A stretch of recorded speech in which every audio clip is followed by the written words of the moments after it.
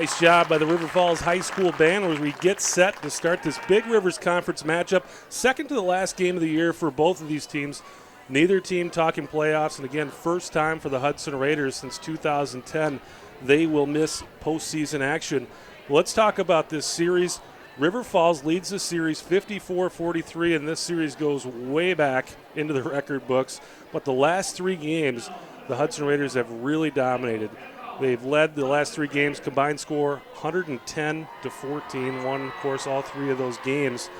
But tonight, whole different thing going on here with these two teams. Well, it is. I think the advantage for River Falls is, number one, they're at home.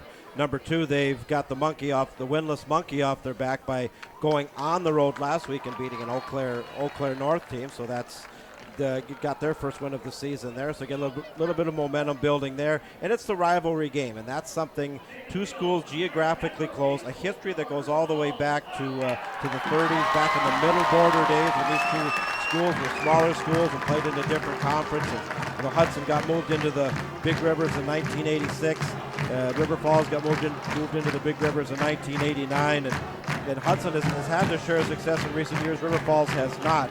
But I think this is a fairly evenly matched game. I think River Falls probably feels that this is a winnable game, coming off the win last week against Eau Claire North. And I think Hudson, it's all about confidence. They've come close a few times. They had Chippewa Falls down only to lose in the closing minute at home last week. And they really want to get something going positive to end this 2015 season. Chris, as you mentioned, they're not going to go to the playoffs, but if you can go on the road and beat your rival, a very winnable game to close the season at home next week against Eau Claire North, it's doable.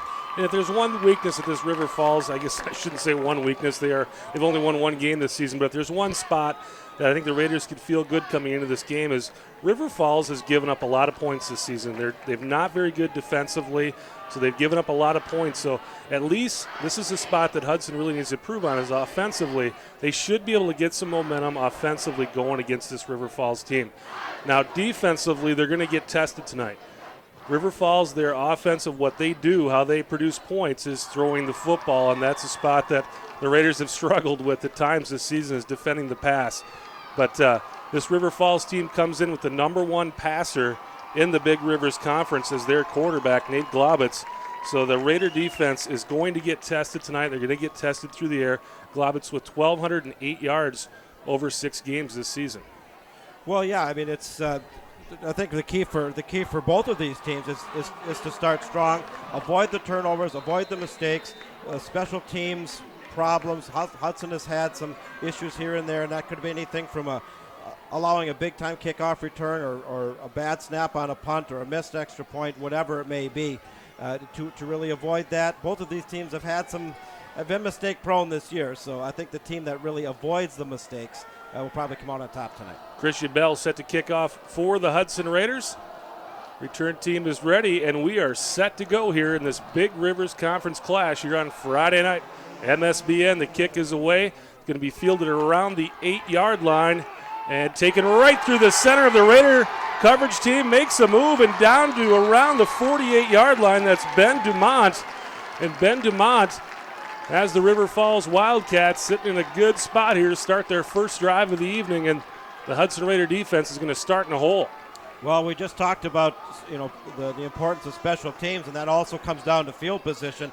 Excellent starting field position for the River Falls Wildcats, almost in Hudson territory here, and that's a great way to start your first offensive possession of the game. And the Wildcats will start the 47-yard line, and they're going to run trips right now. They'll send a man in motion, and they'll hand it off right up the middle, and that's going to be a gain of around 5 yards there. It is Michael Condi on the carry. Actually, check that. That is Conrad Daggett, and Daggett is the Wildcats' leading rusher. Picks up 5 yards there on first down. Nice crowd here tonight at newly remodeled Raymer Field here in the campus of the University of Wisconsin River Falls.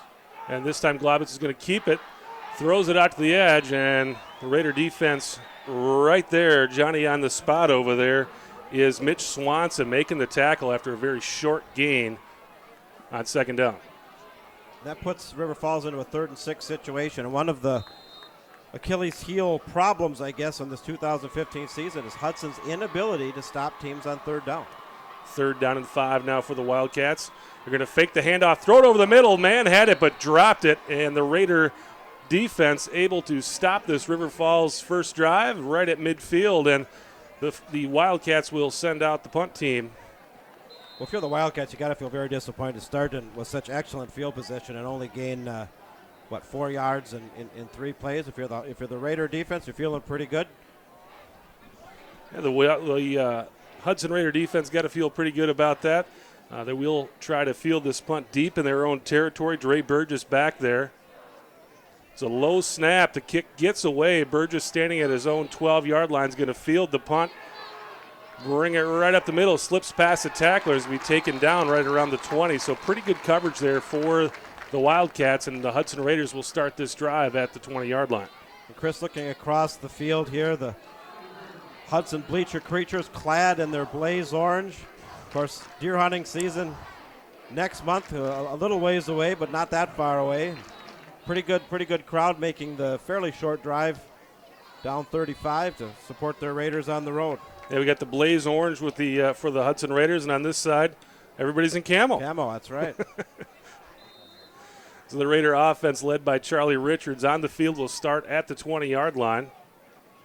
And Richards will hand it off up the middle. I believe that is Demo on first down for a short gain. Looks like a gain of about 3. Of course, last week Hudson had several players, including 6 starters, out with various flu-like symptoms with cold and whatnot. They got several of those people back, but the flu bug has definitely hit the Hudson School District here lately. And they'll send Trapiccio in motion, give it to Demo once again. Demo with a nice chunk of yards. They actually gave him 4 on first down. Give him about 3 here. We'll set up a 3rd down and short for the Raider offense at around the 28-yard line.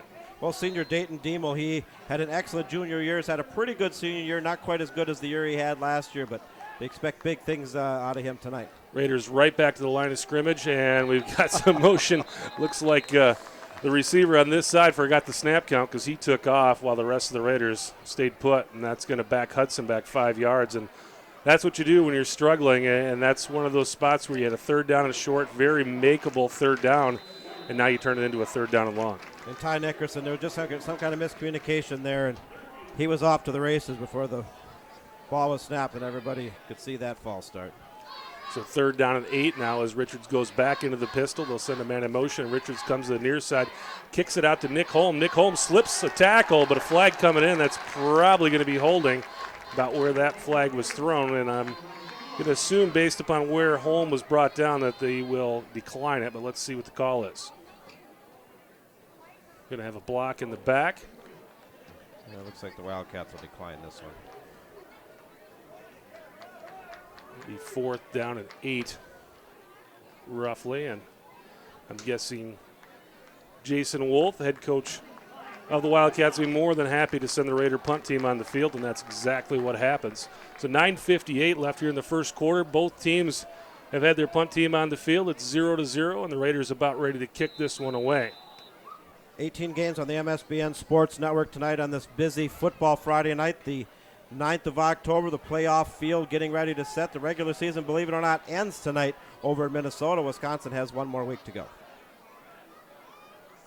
Christian Bell set to kick this one away. Nice high punt's going to be fielded around the 45-yard line. They call for a fair catch and make it at the 43. So the River Falls Wildcat offense back on the field here for the 2nd time tonight. Both teams go 3 and out on their first series, and let's see if we can get some offensive momentum here going, and let's see if the Hudson Raider defense can come back out and look dominant like they did that last drive.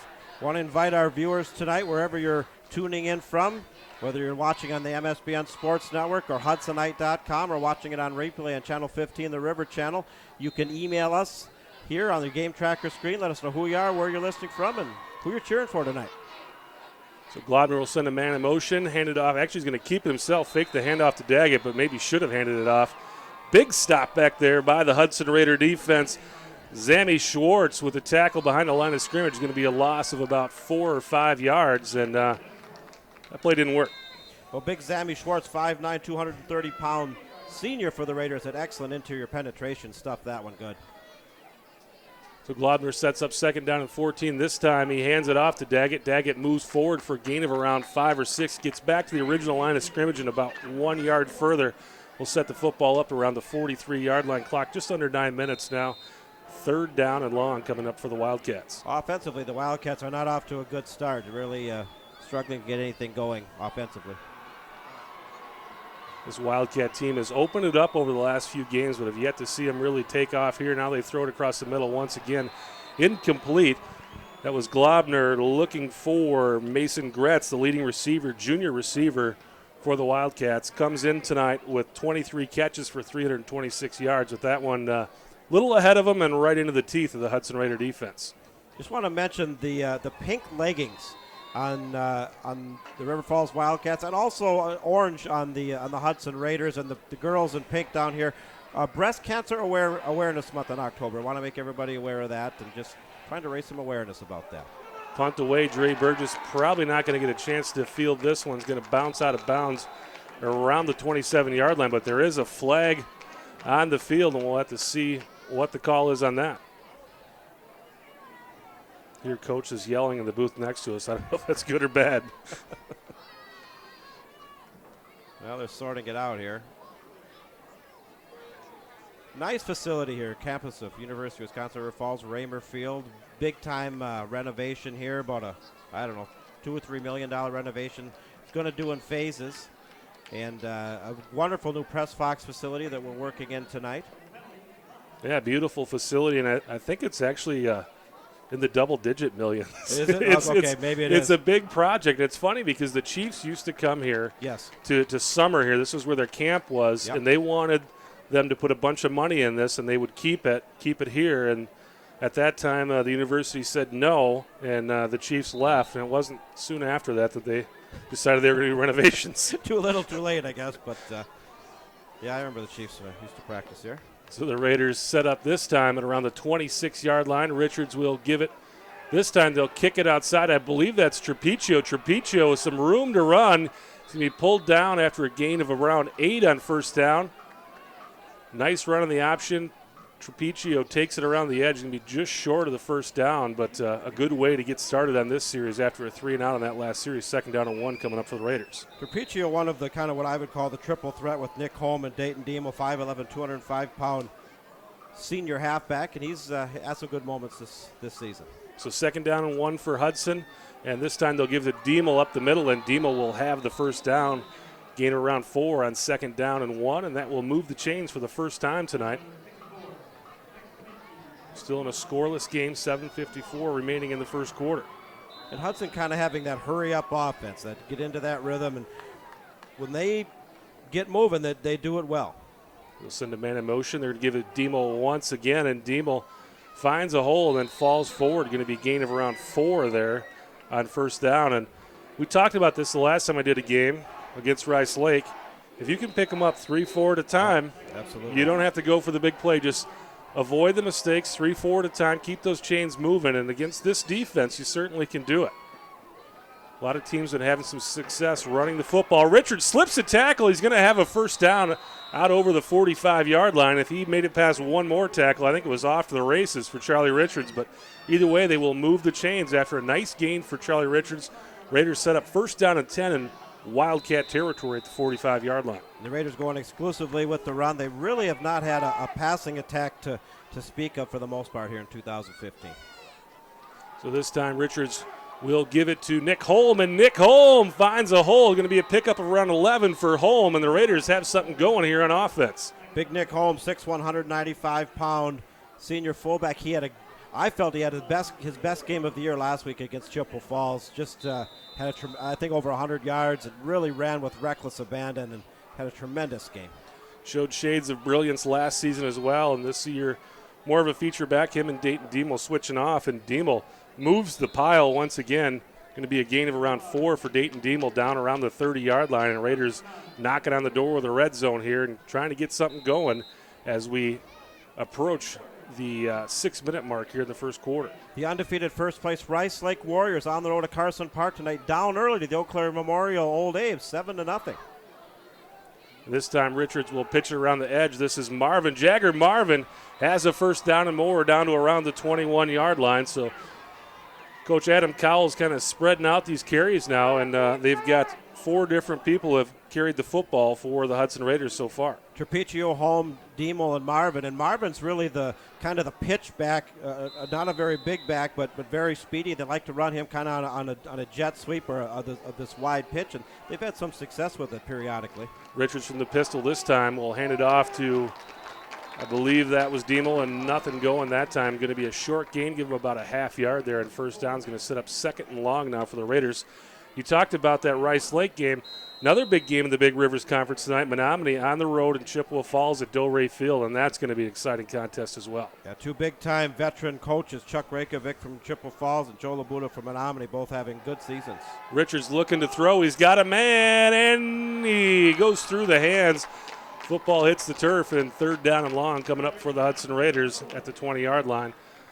You know, if you're going to take a shot, I don't think that's a bad spot. You got to feel you're not going to kick the field goal here. You got 2 more shots here to get 9 yards. I absolutely agree, and that was a nice pass by Richards. That was a very catchable ball. The receiver had about a 2-step separation on the defender, and unfortunately, he brings that in. That's 6. So third down and 9 now. Charlie Richards will go under center. It's like Nick Holm right behind him. They'll send Trapiccio in motion. And Richards throwing once again, and it looks like someone zigged when they should have zagged. Picked off by the Wildcat defense, and they're off to the races down the sideline. Ball's going to tackle him around the 25-yard line. There is a yellow hanky laying on the field, though. Let's see if that's a hold. If it's a hold, it's going to be declined, and it is. Well, that was a pass, kind of a combination of those NFL historians that watched that. That was kind of a combination of Joe Kapp, Billy Kilmer, Roman Gabriel, all rolled into one. That was a lame duck from the second that left Charlie Richards' hand, and River Falls intercepts it. The Hudson drive fails to bring home any points. Had a nice drive going there, too. Yeah, it's going to kill your momentum. You had something going there that kills the momentum. The other thing is there was definitely a miscommunication there. The receiver broke off the route. So as a head coach, you hate that. It kills your momentum, and you got to have a talk with somebody because someone zigged when they should have zagged. Don't know if it was the quarterback or the receiver that made the mistake, but either way, River Falls has the football, and they're going to run it with Conrad. That's their leading rusher, Conrad Daggett, and Daggett's going to pick up around 7 yards there on first down. Real nice field turf here, recently installed. I believe that was last year, wasn't it, Chris? It was. Last year was the first year for this surface. Everybody's going to field turf now. Yeah, you've got the UWRF Falcons playing on this as well as the Wildcat team, and Daggett's going to fall forward. I believe he's got the first down there, gain of around 4 on second down and 3. We were actually out here on this field last night with our youth team practicing against the UWRF Falcons. A lot of fun for the little guys, and they had to push us off the field at 7 because the soccer team came on to practice as well. So they're getting plenty of use out of this field. That's great. Globitz from the pistol will hand it off once again to Daggett, and Daggett's going to gain about 2 there on first and 10. I want to say hello to my dad, Victor Weck, he's going to join us for the home finale, season finale next week. Glad to have him. We like to get him down every year. Former high school football coach, a lot of fun, and he's watching, cheering on Hudson. Hopefully he can pick up a few pointers and come in with some background knowledge when we have him on next week. Second and 8 now for the Wildcats. Globitz throws it out, and the ball comes loose. Would have been a chance for the Raiders to take that one back.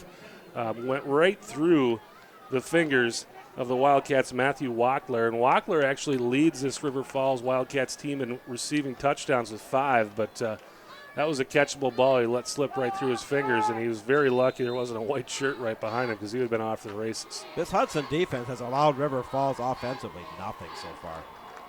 And that pass was behind the receiver, and now the Wildcat punt team will come back onto the field. 4th and long here from the 39-yard line, and Dre Burgess and the Hudson Raider punt return team onto the field. Dre Burgess going to set up camp, looks like around the 32-yard line. 4:24 left in the first quarter of this game. River Falls and the Hudson Raiders knotted at 0 apiece. Want to say hello to Adam Mead. He said he Bleacher Creature 2014. He's watching the game from his dorm room at UW Stevens Point. He said, "Go Raiders, win the jug." Thank you, Adam, for the email. Punt is away. Burgess is going to move to his left, and a doesn't look like he's going to want any part of this. Tells everybody to move away, and the punt will be down at around the 38-yard line. So the Raiders will have their best starting field position of the evening coming up here on this drive. First report in from Doré Field over at Chippewa Falls. Big-time clash there, as you'd mentioned, Chris. The Menominee Mustangs on the road, up early, 7-0 over the Chi-High Cardinals. Chippewa Falls undefeated. Menominee a very solid 5-2. That's going to be, I think that one's going to go right down to the wire tonight. Yeah, the only other game we haven't mentioned so far, Eau Claire North tonight on the road at Superior. And Superior's really surprised me, too. They've had a very good season after losing a lot of key players from last year and having a fine season, playoff eligible. And this time Richards will take it around the right side, kicks it to Trapiccio. Plenty of room for Trapiccio, makes another man miss. Down the sideline, dragged down just inside Wildcat territory, down to around the 47-yard line. Raiders coming up with a 1st and 10 in Wildcat territory. The Raiders are having success on the ground. It's when they go to the air they seem to be having the problems. And the blocking is there, the counter plays are working, their quarterback read options are working, and just the straight power runs are working. They're moving the football. Keep it simple. They'll give it to Demo once again. Nice burst of speed from Demo right when he took the football. Falls forward, going to be a gain of around 5 or 6 on 1st down. And the Raiders once again in business and moving the football. Let's keep it on the ground. And the whole by the parts philosophy works, and that's how Hudson has had the success they've had. 4, 5, 6 yards of crack on the ground gets it done. This time they'll give it to Marvin. Marvin almost tackled behind the line of scrimmage, slips through another guy and going to fall forward for a gain of 1 or 2 there, and that's going to set up the Raiders with a very manageable 3rd down situation coming up. Going to be about 3rd down and 1 or 3rd and 2.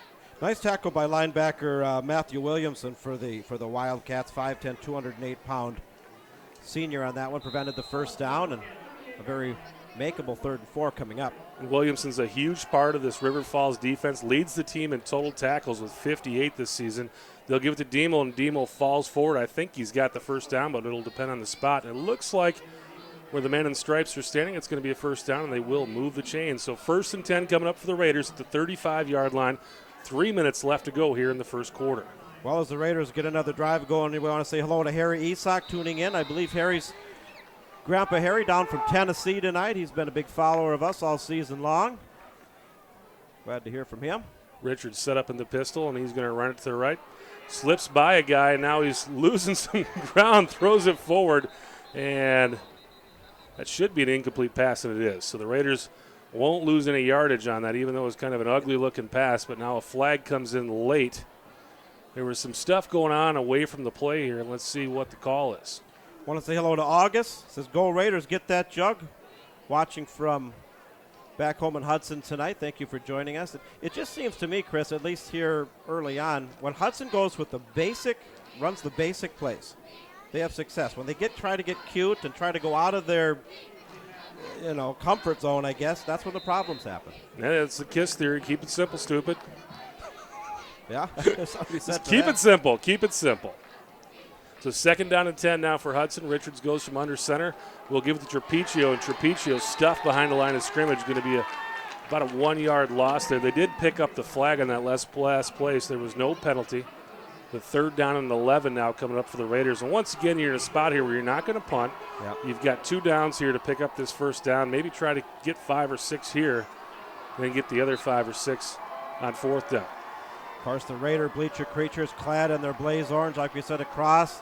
Nice crowd. Pretty nice evening tonight for the 8th of October here in western Wisconsin. The leaves are turning in color, and one of my favorite times of year. Yeah, beautiful night temperature, around 60 degrees, almost no wind. Richards going to kick it to Holm. Holm throwing for Demo, and it's picked off, and here goes the Wildcats down the right side. Richards is going to stop him at around the 35-yard line, but they kicked it back for Nick Holm and let Holm try to throw it to Demo, and the Wildcats were all over that one. Well, I guess I've already said my piece, but we went away from what was working here with just the power ground game, the power running game, and a halfback option, which it did work earlier this year on a touchdown, but that didn't work that time, and another good Hudson drive ends in a turnover with no points. So 2 interceptions now, 1 for Richards, 1 for Holm. And River Falls set up at the 45-yard line. This is their best starting field position of the night. Globitz looking deep down the field. It's going to be a 2-man fight for the football, and the ball is going to hit the ground no harm done. Second down and 10 coming up for the Wildcats. Another report in from Doré Field. The Chippewa Falls Cardinals, undefeated, number 1 in the Big Rivers Conference. Answer back against the Menominee Mustangs, but the Mustangs blocked the PAT. Menominee holding a 7-6 lead, 4.5 minutes to go in the first one. And that's going to be a fun football game up in Doré Field tonight. So Globitz with 2 men in the backfield with him, and he's going to hand it off to his running back, Conrad Daggett, and Daggett's going to pick up about 8 yards on second down and 10, and that will put the Wildcats in a very manageable third down and 10 coming up. You got to wonder that this Hudson defense has rose to the occasion and pretty much shut down River Falls tonight. But, it's just like in some of our other games that we've lost. The defense is spending a lot of time on the field after these turnovers. And Globitz looked like there was some ball loose, and the Hudson Raiders fall on it. Globitz looked like he was really unsure whether or not he wanted to give that football to Daggett and ended up putting it on the turf. And the Hudson Raider defense comes up big in a spot where really the toughest part of the night for them there with the Wildcats into Hudson Raider territory. They come up with a big fumble, and the Raiders able to not allow that turnover to hurt them. Well, here's the offense back on, and they've racked up some yards. They've converted some first downs, definitely moved the ball into River Falls territory. Nothing's still goose eggs on the scoreboard for both teams, but got to finish a drive. Yeah, you got to finish. Got to finish a drive. They'll start with really good field position once again at the 48-yard line. And they will give it to Trapiccio, and Trapiccio able to slip a tackle, has the first down and more down inside the 40-yard line. Pickup of around 14 on first down, and Trapiccio's picked them up in big chunks so far tonight. I like the step of senior running back Stephen Trapiccio. He's had his moments, along with Demo, along with Holm. Got Marvin in there. The blocking has gotten better. The holes are there. So first and 10 for the Hudson Raiders at the 38-yard line of River Falls, and they'll give it to Demo. Demo will power ahead for a gain of around 4 just inside the 35-yard line. They'll mark it at the 34. 56 seconds remaining here in the first quarter. Raiders, their third time inside the 35-yard line of River Falls so far, come home with no points, trying to make that change here. Richards will go from under center, 2 receivers to the near side of the field. They'll give it to Demo once again. Demo once again, one of those Demo runs, pickup of 3 or 4 yards, dragged down just short of the 30-yard line. Grinded out football. That's what wins Hudson games. That hasn't this year, but in the past it has. You can call it smash mouth football. You can call it 3 yards in a cloud of dust. You can call it old school football. It still works. Third down and 2 now for the Hudson Raiders at the 30-yard line. Richards goes from behind center. Almost got the Wildcats to jump. 5 seconds left here in this, and they will run a play. And Demo has the first down, slips through a tackle. It's Nick Holm, actually. And Nick Holm inside the 20-yard line after a gain of around 11 yards there on third down and 2. Nick Holm he runs at times what I would call reckless abandon. It's just an aggressiveness. I saw it last week against Chippewa Falls, and I'm seeing it again here tonight. Nice run by the senior. I have a funny feeling we're not going to see a passing play here. Raiders with a first and 10 inside the 20-yard line now at the 18 as the first quarter comes to an end. It's 0-0 Hudson at River Falls tonight here at Raymer Field. And again, like we talked about earlier on in this broadcast, these are 2 teams at the bottom of the Big Rivers Conference. The Hudson Raiders are not used to being in that spot over the last 4 years. They've gone to the playoffs every year. They basically haven't missed the playoffs but once in the last 7 years. This is a team that's seen a lot of success, playing a team in River Falls that have had several down years, but I think they got to feel like coming into this game, this is their chance to make a statement against a team that's really bullied them over the last 6, 7, 8 years. Absolutely. These close rivalry games, this is a Little Brown Jug. It goes back over 70 years. The Little Brown Jug, we think of that, you think of Michigan, Minnesota. But we have a Little Brown Jug here in western Wisconsin. That's River Falls Hudson.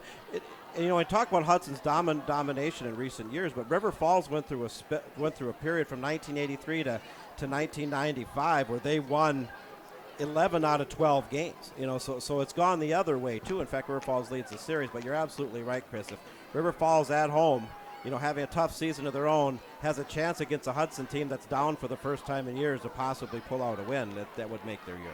And other than the two Eau Claire schools, these two schools are the closest geographically of any other schools in the Big Rivers Conference. So these players know each other. They want to beat each other pretty badly no matter where they are in the standings. So Richards will hand it off to Marvin, and Marvin's going to have a nice pick up there, gain of around 6 or 7 on first down.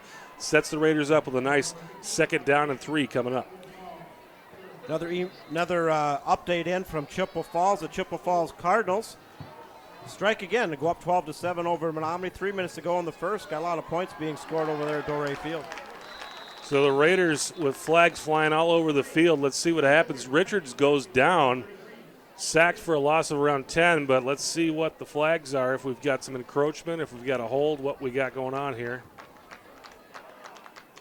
And it must have been on the Raiders, must have been a hold because it was declined. And the sack will stand. It's going to be a big loss for Hudson. So they go from that 2nd down and 3 to now we've got a 3rd down and very long. And we thought we'd see more power football. We didn't, and look what happened. Well, it's been very indicative of how this year has gone.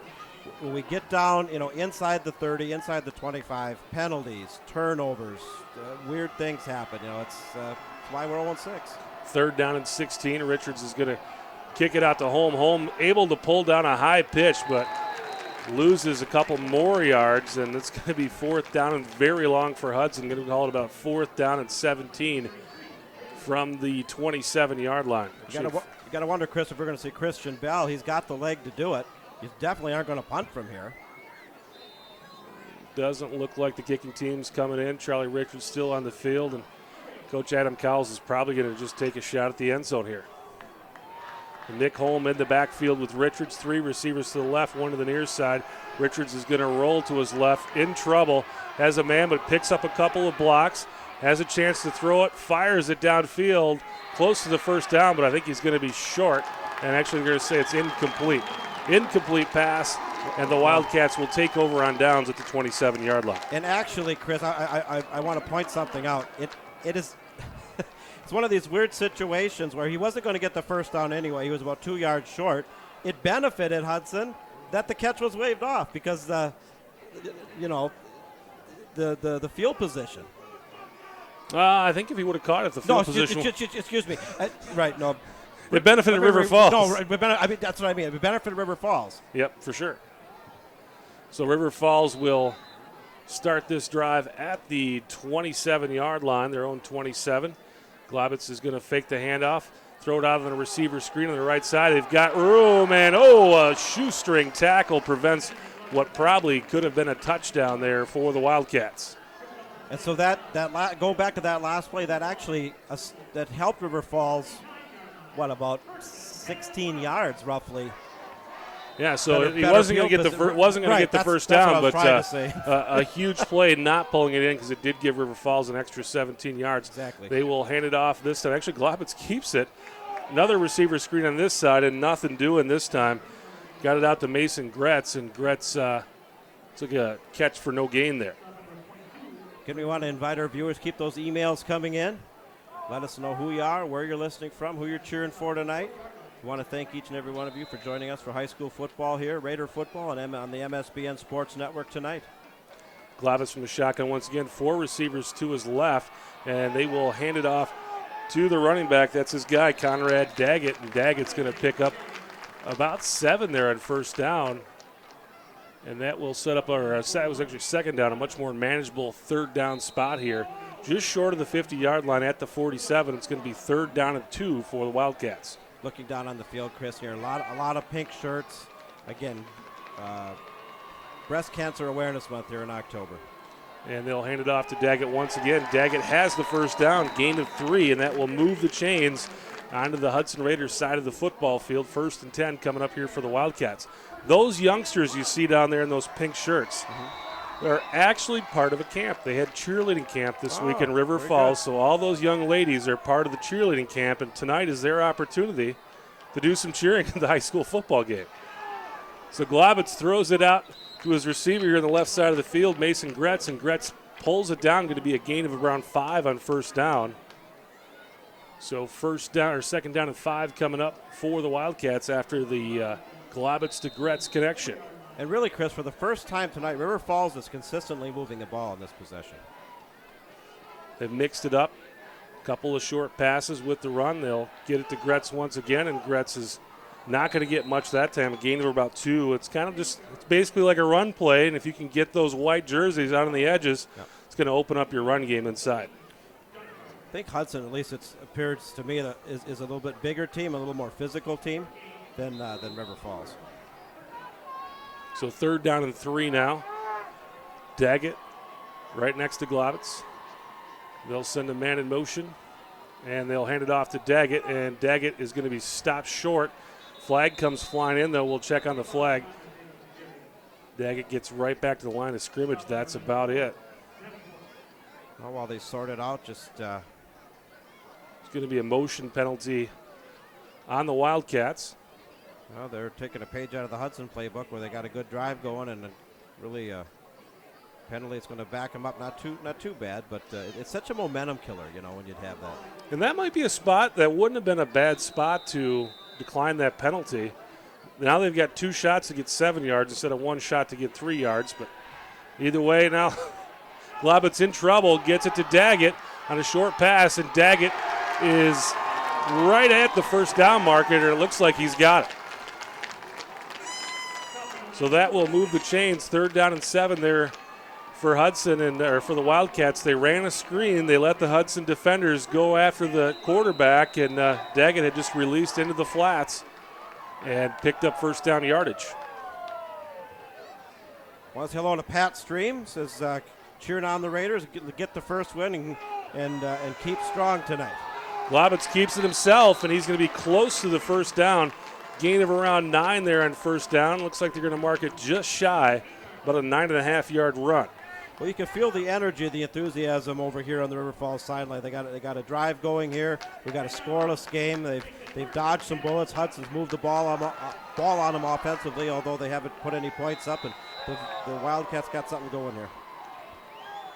And they will hand it off to Daggett. Daggett, big hole, cuts it back down to the 15-yard line, and that'll be another first down for the River Falls Wildcats. Well, inside the red zone now, this Hudson Raider defense, which has played so very well in this first half. They've been on the field a fair amount, but they got their backs to the wall now. With all the turnovers, this Hudson Raider defense has been on the field quite a bit, and now the River Falls Wildcats finally able to get something going. Globitz tries to throw the inside slant, nothing doing. It'll be second down and 10 coming up from the 15-yard line after the incompletion. I want to say hello to our fans watching at the Cozy Corner tonight, cheering on the Hudson Raiders back home in North Hudson. Gotta love the Cozy Corner. I also love the dorm room guys, too. The guys watching the dorm rooms. So Globitz in the pistol, fakes the handoff, throws a slant, and the flag comes in after there was a lot of pushing and shoving before the ball comes in there, and that was an easy call to make. Yeah, you saw that a mile away. It's going to be defensive pass interference, 15 yards, and River Falls is going to be knocking right on the door.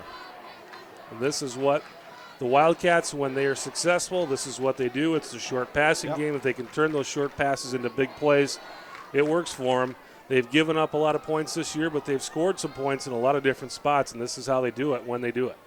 Well, and even if you have a quarterback with average arm strength, the quit hitters, the slant patterns, the hot reads, it's there. I came to watch this game, this team, the second game of the year, and they were just whitewashed by a Merrill team that had the same thing happen to them the week before. And while I was sitting there watching the game, in my mind I said, why don't you just throw it? Why don't you just throw it? What do you have to lose? And sometimes when I see programs that struggle, it's like, let's at least just have fun while we struggle. Let's just throw the ball around and see what happens. And that's what they actually what they did. So Globitz on second down and 2. Looking to throw it into the corner of the end zone. The coverage is there, but the catch is made. Touchdown Wildcats. Flags on the field. Let's see what the flags are, but I think that's going to come back. And that was a nice pass. It was just a timing pattern, kind of a meet me at the corner scenario. The pass was there, and I think it's going to be called back, but a nice play nonetheless. A lucky break for Hudson if it does get called back. Yeah, we did man downfield for the Wildcats, and that's just inexcusable. Had a man downfield, and that will take the touchdown off the board and back the Wildcats up 5 yards. And you can tell just with some of the mistakes and things we're seeing in the first half why these two teams are coming in with a combined 1 win. It's just teams that are very mistake-prone, teams that have a hard time capitalizing on opportunities, sealing the deal. You know, when you get inside the red zone, it's two teams that have struggled this year. So 2nd and 7. The Wildcats will try it again here. Glavitz from the pistol, standing at his own 17-yard line. They're going to run the same exact play. This time the football well behind the receiver.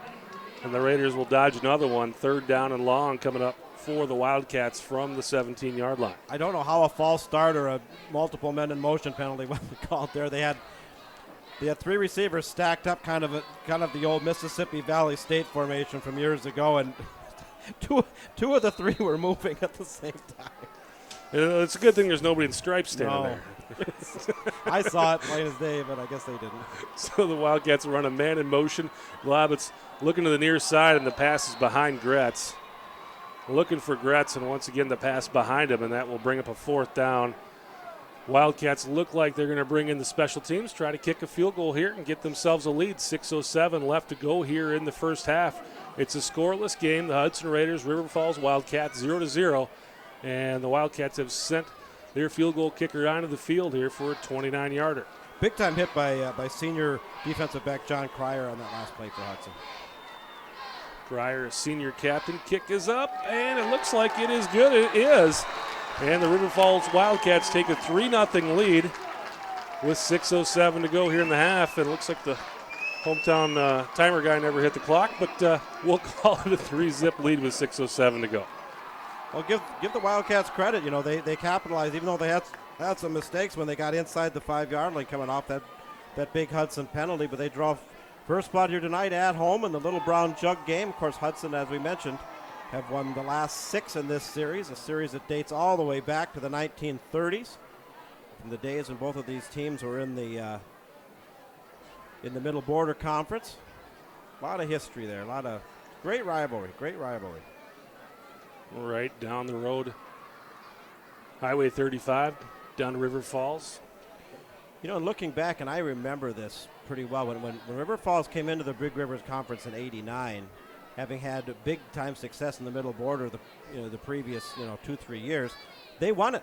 The first year in 1989 when they got in the Big Rivers Conference, they ran the table and won the conference in '89, and I don't believe they've won it since.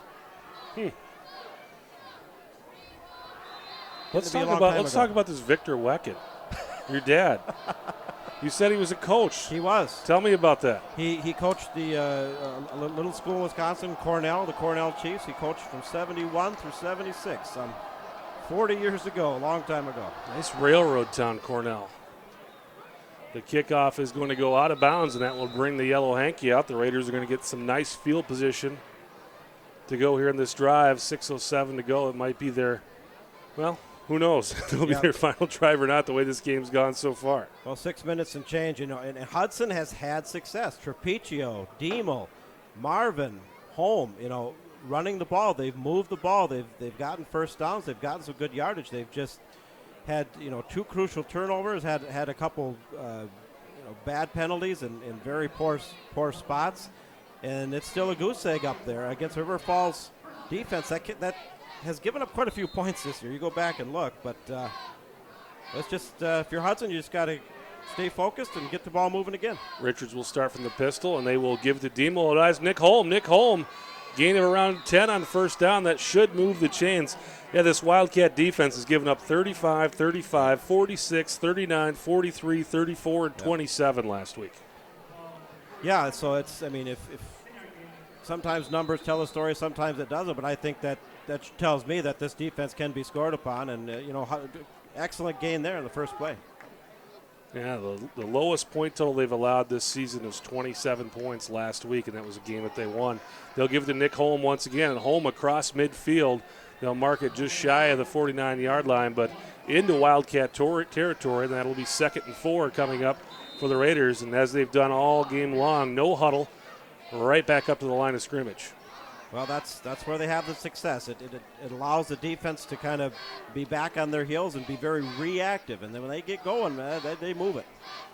This time they will give to Holm once again. Holm slides through a tackle, slides through another. And if he gets by that guy, we're running down the sideline, but it's going to be a nice gain for Nick Holm. Pickup of around 8 or 9 yards, and it will move the chains once again for the Hudson Raiders. And again, let's keep this inside game going. They've had a lot of success with it. Well, Nick Holm has impressed me so much last week against Chippewa Falls. He's doing it again tonight.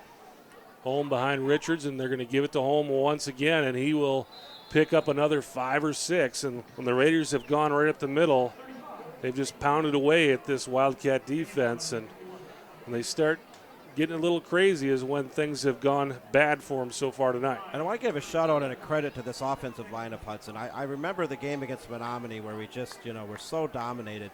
They have slowly but surely, steadily improved, gotten better, worked real hard at it, and they're much improved from earlier in the season. And they'll give it to Holm again, this time a short gain, about a half a yard. They've had a lot of injuries, a lot of guys that didn't plan on playing offensive line this year playing offensive line. And when you have all that stuff going on and all these different guys playing offensive line, it's really hard to build a cohesive group, especially when it's guys that maybe aren't used to playing offensive line out there playing. So 3rd and 5 now for the Hudson Raiders. Richards goes under center, gives it to Holm. Holm's got the first down and more. Going to be a pickup of around 10 yards on 3rd down and 5. And the Raiders will move the chains and start off here at the 25-yard line. 1st and 10 from the 24. Clock down to 4 minutes here to play in the second quarter. And the Raiders looking to take that goose egg off the board. They trail 3-0, offensive right back up to the line of scrimmage. And it looks like the Wildcats are going to call a timeout. And I think that's a great spot to call a timeout. I do as well, and we'll step away here also.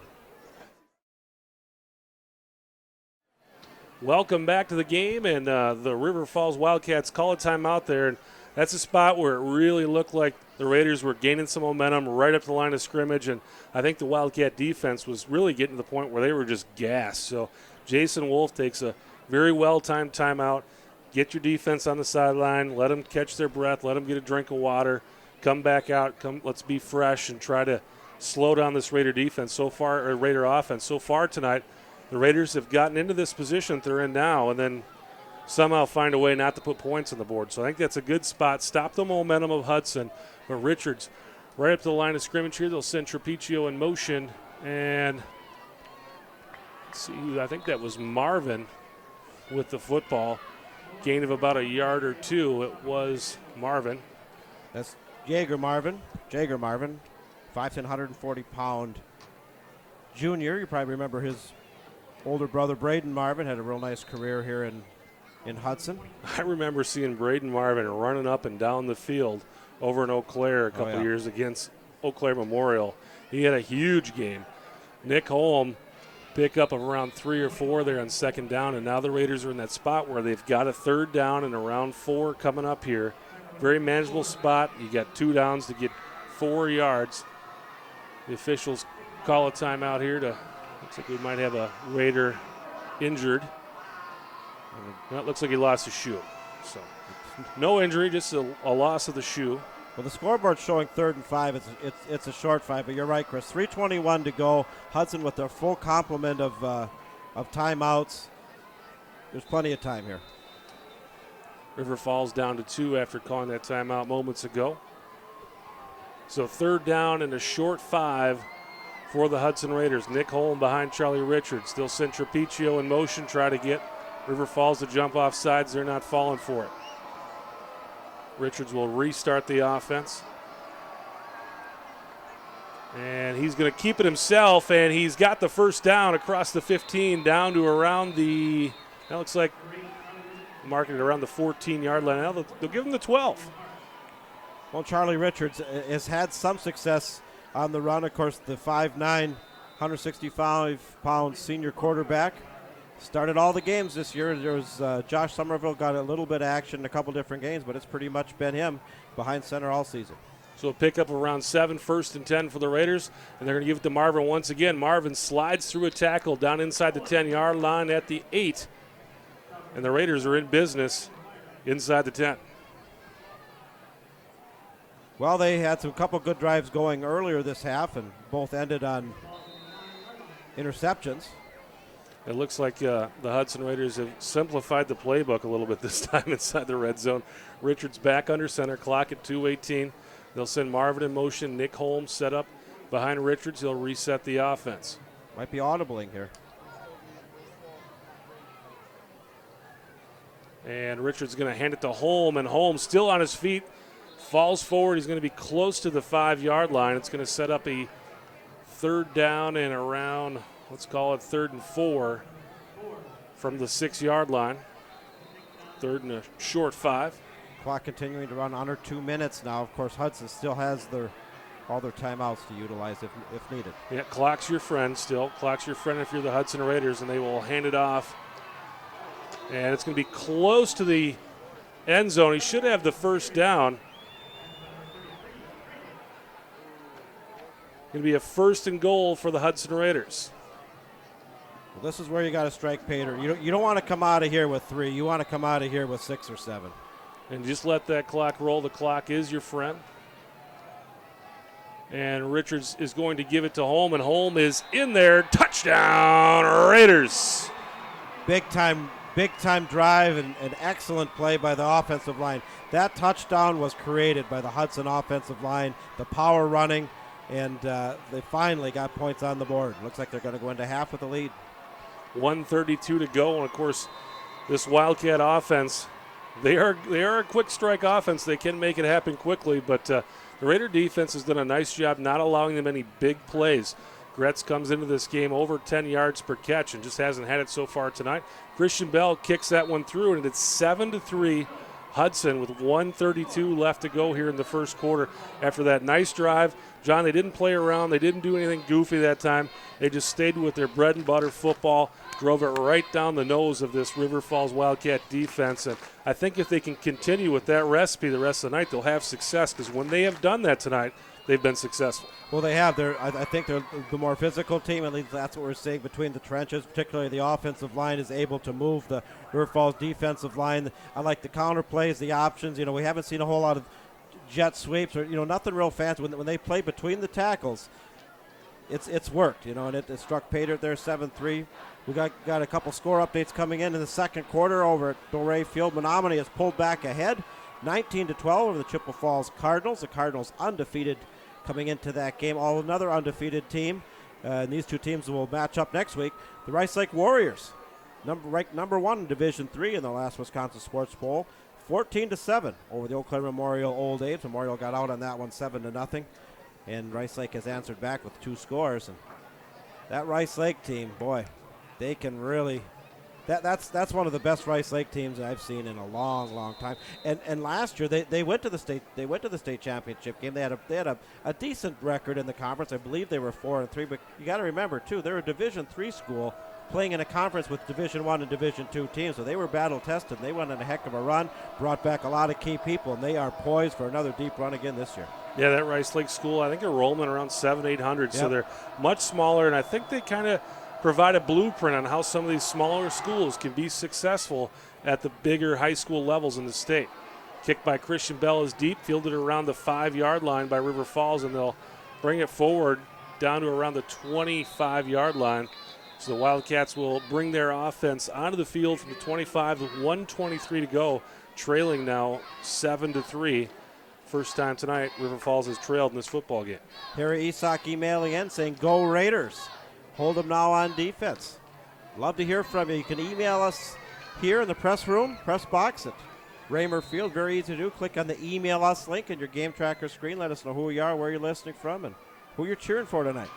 They'll hand it off to Daggett on first down, try to make something happen on the run. And going to be a pickup around 3 or 4 by Daggett on first down. But the Hudson Raider defense more than happy to give the Wildcat offense 3-yard runs. Do some score updates, not only Wisconsin games, but a host of games on the west side of the St. Croix River over in the Twin Cities. Some very key matchups tonight as they end their regular season tonight. Glavitz throwing deep down the sideline. 2 white jerseys there. Pass going to be a little deep for everybody, and it will hit the turf. No harm done. 51 seconds to go. 2nd down and 7 coming up for River Falls. And this is a spot here that I think if the Hudson Raiders can get a stop here, if the clock is rolling after a run, you call a timeout, make River Falls punt this football, and hope that they make a mistake on special teams. That's perhaps the disadvantage of going to the air in a situation like this. River Falls looking to throw it again. Globit's on the run. He's got his guy and nearly caught. Coverage over there for Hudson by Devin Dalton, and Dalton jumped for the football a little bit early and had the Wildcat guy timed his jump a little bit better. It could have been big trouble for the Hudson Raiders. Either way, football hits the field, 4th down coming up, and the Wildcat punter will come onto the field with 44 seconds to go. So perhaps a chance for Dre Burgess to return one, or else maybe you just go after it here and see if you can make something happen. Bring all 11 guys to the line of scrimmage.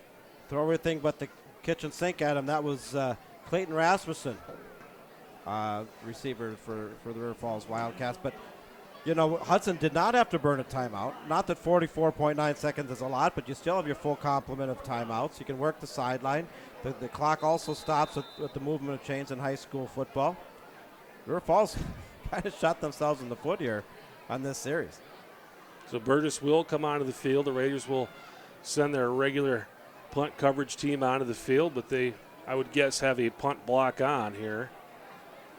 Punter standing at around the 15-yard line for River Falls, and they're going to call timeout. Yeah. You got to make sure the blocking assignments, who knows who has who, I guess, if you could follow that. Because if you get a block punt here, it's trouble, and it's like this is how fast things can change in the game of football. They get the field goal, have a good drive, 3-0 lead, fired up crowd. Hudson marches down the field, 7 points. They run hardly any time off the clock. Hudson's potentially poised to get good field position out of this and looking for a block kick, and the whole thing just turns around pretty quickly. And that doesn't take much, especially in a game like tonight where you've got two teams that are hungry for a win and two teams that are really in desperate need of a win just to kind of put the icing on a tough season. Kick is away. Raiders really didn't come after it. Burgess going to field the ball at around the 40-yard line, and he's going to be yanked down at the 42. Came back up on his feet and took off, but the officials will blow it dead. And that's wishful thinking there for Ty Burgess. It doesn't hurt. Doesn't hurt. Give her a shot. He's been a lot of fun to watch returning kicks. He's very dynamic, very fast, not real big, but quick. And, of course, you probably remember his older brother. Was it Alex Burgess? For sure. Had an excellent career. And that's another thing. A lot of these names, you remember the older brothers, from 2-3 years ago. And I know a lot of those guys tune into these games, email in, watch them.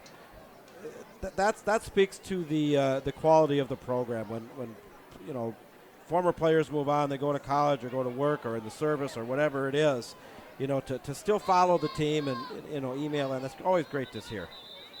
36 seconds left. River Falls will call a timeout. They see what the Raiders wanted to do, and the Raiders looked like they were ready to try to throw the football down the field. They spread it out, and head coach Jason Wolf of the River Falls Wildcats will call a timeout, bring his defense back over to the sideline, and I'm sure remind them, let's keep everything in front of us, boys. Yeah, and it's, Hudson is not by any means a quick strike, get a bunch of yards through the air type of. You'll never mistake them for an Air Coryell type of a football team by any means, but you can run a hook and ladder or some kind of halfback option. We've had a little bit of success. We didn't have success with that earlier tonight when we had an interception, but it has worked before. You kind of throw things off balance, and it's there. But you're absolutely right, Chris. You tell your safeties keep everything in front of you. Kind of the prevent defense philosophy. Yeah, if you get that football to the edge, you're one slip tackle away from into the end zone, and you're 7-3. You would like to have not given up that touchdown if you're River Falls, but you certainly don't want to give up a second one here in the last few minutes of the first half. Raiders will give to Nick Holm. Holm through a tackle, still on his feet, and now Holm will head down the sideline, and he's going to be pushed out inside the 20 at the 15-yard line, and that works just as good as a deep throw. It does. Big gain for Nick Holm, going to be a pickup of around, we'll call it 40 yards. I'll tell you, the Hudson Raiders' recipe for success is get that ball in the breadbasket of senior Nick Holm. He is running with abandon tonight. And that will put the Raiders in Christian Bell field goal territory. And again, the Hudson Raiders still have those 3 timeouts in their back pocket. 26 seconds to go, but they've got plenty of time to run their offense here. Clock just started, though, and now Coach Adam Cowles said, hey. So now the Raiders will call a timeout. Cowles came onto the field, and the clock stopped now with 21 seconds to go. And this 3 minutes has probably taken about it's been a long 3 minutes. And that's okay. The season's winding down, and both of these teams, like you mentioned, Chris, it's a rivalry game. The Little Brown Jug, a storied rivalry, a historic rivalry between two schools, very close. Two teams having rough seasons. Both of these teams really wanting to come out here with a win tonight. So Richards will start from the pistol this time. Holm right next to him. 21 seconds to play. Hudson Raiders have 2 timeouts remaining. Wildcats with none. Raiders trying to add to a 7-3 lead. Officials came over, gave Jason Wolf a clarification on the near side here, and we'll get this thing going. Actually, they put some more time back on the clock. I was just going to mention that. So they put the seconds back on the clock, 26.4, which is where they were when they moved the chains. So they gave Coach Cowles the benefit of the doubt on the timeout. 26.4 to go. And Charlie Richards going to run it up the middle, and he's going to be pulled down after a gain of about a yard, and the Raiders will call timeout once again. 21 seconds to play. Now the Raiders down to 1 timeout, so I'm guessing you're going to see one more play here, unless it's an incomplete pass, and then Christian Bell will be onto the field. While both teams talk it over the timeout, we're going to take a break here. You are watching Hudson Raider football on MSBN. Welcome back to the game. Raiders with a 2nd down and 10, 21 seconds to go, 1 timeout left here at the end of the first half. They lead it 7-3, looking to get a few more points before they head to the locker room at the half. And this drive was set up as River Falls misfired coming off that Hudson touchdown and really didn't run a whole lot of time off, and Hudson had a nice kick return and a couple nice runs. They're knocking on the door again. And Richards will go under center. Nick Holm right behind him, and they're going to give it to Trapiccio. Trapiccio looking to pass, and now he's going to pull it down. Trapiccio on his way into the end zone. Touchdown, Raiders! He's in there, and the Raiders lead it 13-3 here with 13.4 seconds to go. Trapiccio, I think, was looking to throw the football, didn't have it, tucked it back in, and found the corner of the end zone. That's exactly right. That was a halfback. That was a halfback option play, and look at that word. They have an option to pass, but if the run is there, you take the run. The run was there. Trapiccio shot to the corner, hit the pylon as he crossed over the goal line, and the Hudson Raiders are doing something right now they haven't really done a whole lot of this season, is taking advantage of opportunities. Richards puts it down, kick is up and good, and Christian Bell puts it through. 14-3 Hudson Raiders, 13 seconds to play, and like you said, John, River Falls didn't do themselves any favors the last time they had the football. They did not kill any clock, didn't make the Hudson Raiders use any of their timeouts. The Raiders had plenty of timeouts, plenty of time, able to score quickly, and now the River Falls Wildcats went from leading this game 3-0 3 minutes of game time ago to trailing 14-3. Yeah, it's how fast things can change, and it's all about momentum swings. And when River Falls put that field goal through, and they had driven inside the 5, it was kind of a, should have got 7 out of it instead of settled for 3 scenario, but they got points nonetheless. And then it's been all Hudson since then. And you look back, and it's always easy to say after the fact, but River Falls would have been much better off to just kind of bang it through the tackles and try to run the clock out and go into the locker room down 7-3. But give credit where credit's due. Hudson took advantage of it. They used their timeouts wisely. We had a couple nice runs, and next thing you know, a 7-3 lead turns into 14-3 lead. Yeah, a key play was that first down play. Nick Holm took it 40 yards down to the 15-yard line on first down, and that pretty much set it up from there. So Christian Bell on to kick this ball off with 13 seconds to go. Kick is away, and it's a bouncer going to be fielded by one of the upmen, and he just hits the turf. Second rolls off the clock, and River Falls will come onto the field with 12 seconds to go, and I don't think you're going to see anything fancy here. I was going to say, I think they'll take a knee here. Wildcats out of timeouts, and with 12 seconds to go, I'm sure they'll be more than happy now to go to the locker room down 11. Well, at halftime, Chris, you and I will recap the first half. I'll go into the MSBN scoreboard, and look at some Big Rivers Conference scores, look at some Minnesota scores as well. 18 events on the MSBN Sports Network tonight. Big high school football night. The regular season nearing an end. The playoffs just around the corner. And Globitz will throw it. He's got his guy. They're going to run ladder. that hook and ladder, and they've got it. And a touchdown saving tackle over there by the Hudson Raiders. Devin Dalton. It looked like it was going to go. It did. That is a very well-run hook and ladder play. So 5 seconds to go. The Wildcats right back up to the line of scrimmage. Clock stops as they move the chains. Wildcats trying to run one more play, and I'm guessing it's going to look a lot like that last play. They're going to spike it into the ground, and they'll have one play to go here with 2.2, and I wouldn't be surprised if we see a replica of that last play here with 2.2 to go. And, you know, River Falls won one game last year. They beat Rice Lake at Rice Lake in week 1 on a hook and ladder play, a Hail Mary play in the closing seconds to pull out an upset win last year. I think it was about a 90-yard touchdown, too. 95.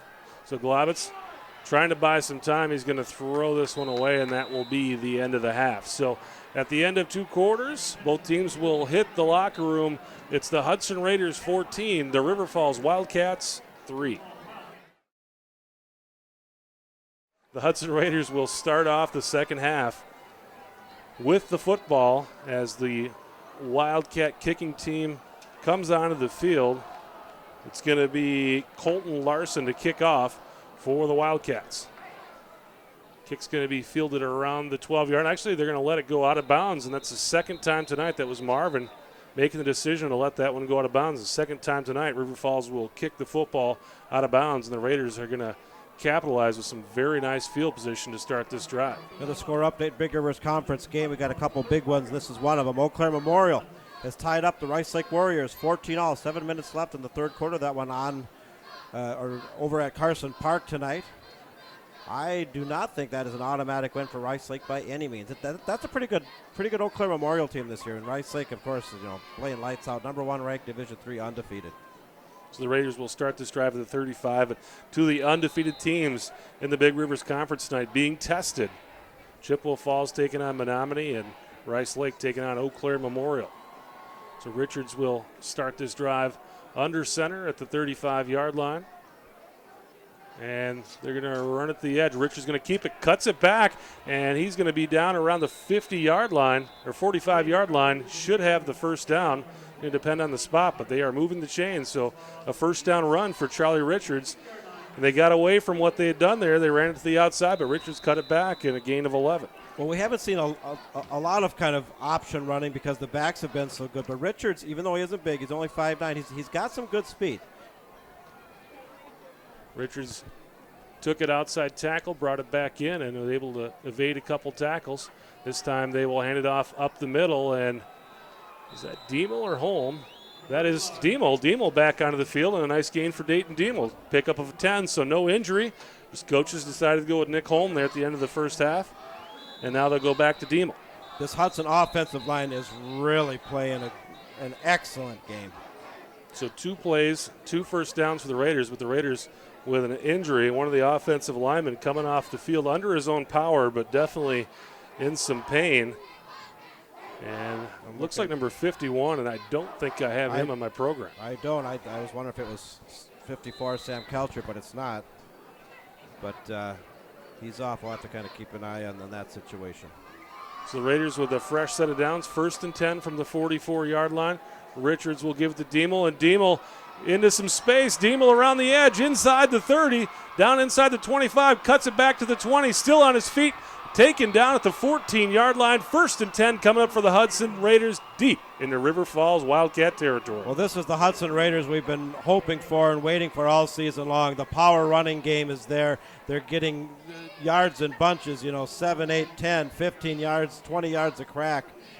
The offensive line is really got it going inside the red zone now. You have a hard time converting 3rd down. The best way to cure that, not get to 3rd down. 3 runs, 3 first downs, and the Raiders now will pick up about 5 there on 1st down. That's their shortest first down run of the half so far. Dayton Diemel picking up 5. As we mentioned earlier, Hudson, a 6-game winning streak on the Little Brown Jug Series. Last loss to the Wildcats back in 2008. And that time, Charlie Richards able to get the River Falls Wildcats to jump. It won't be enough for a first down, but it should put the Raiders in a second down and short position here. Going to mark the football probably around the 6-yard line. Well, as they mark it off, we want to say hello to Jenny Hansen, emailing in, says go Raiders and go Cubs for the Brozek family. Cubs, one of a handful of teams. Baseball playoffs on. Another great thing about this time of year, the pennant race is playoffs on. Second and 1 now. And Richards hands it off up the middle into the end zone. Touchdown, Raiders. Well, that was a dominant running performance by the Hudson Raiders on that drive. Wow. Pick up a 6 for Nick Holm. And the Raiders extend the lead to 20-3. And for the first time all season, well, I guess since the first game, the Hudson Raiders with some space. That's true. They had a 27-7 lead against Arrowhead, and they really haven't had that type of cushion since. So Christian Bell kicks it through. The Hudson Raiders lead at 21-3, and that drive took off just a minute 40 off the clock. So 10:20 to go here in the third quarter, and the Raiders have extended that lead to 21-3. And that one there, they didn't do anything fancy. No. The run by Richards was was really the only time they got outside the tackle. Just ran it straight up the middle, and it was a lot of big chunks, a lot of great blocking. The Raiders had to pull an offensive lineman off the field, but it didn't seem to bother them because they had no problems running the football there against the Wildcat defense. You're playing to your strength, and that's smash mouth power football. Avoid the mistakes, avoid the penalties, capitalize when you get inside the red zone. They did all of the above. 7 points, 21-3, and the Hudson Raiders are really rolling. So Bell will come onto the field to kick this one away to the Wildcats, and the Raider defense, really other than one drive, has been spot on tonight as well. You got a Globitz. This quarterback's thrown for over 200 yards a game this season. Really, other than that hook and ladder play, only had about 40 yards in the half. So the hook and ladder play really helped him. But other than that, Raiders have done a nice job stopping this Wildcat offense that, like we said, have put some points on the board. The Wildcats' troubles this season have been on defense. Harry Isak, all smiles, listening in down in Tennessee, says the Hudson Raiders on a roll now. Bell set to kick. Kick's going to be fielded at the 12-yard line. Brought to the near side of the field. Nick Holm tried to bring him down. Runner slips the tackle, and now he's going to be yanked down. Ball comes loose. The Hudson Raiders say they have it, and I believe they do. So I thought they signaled him down.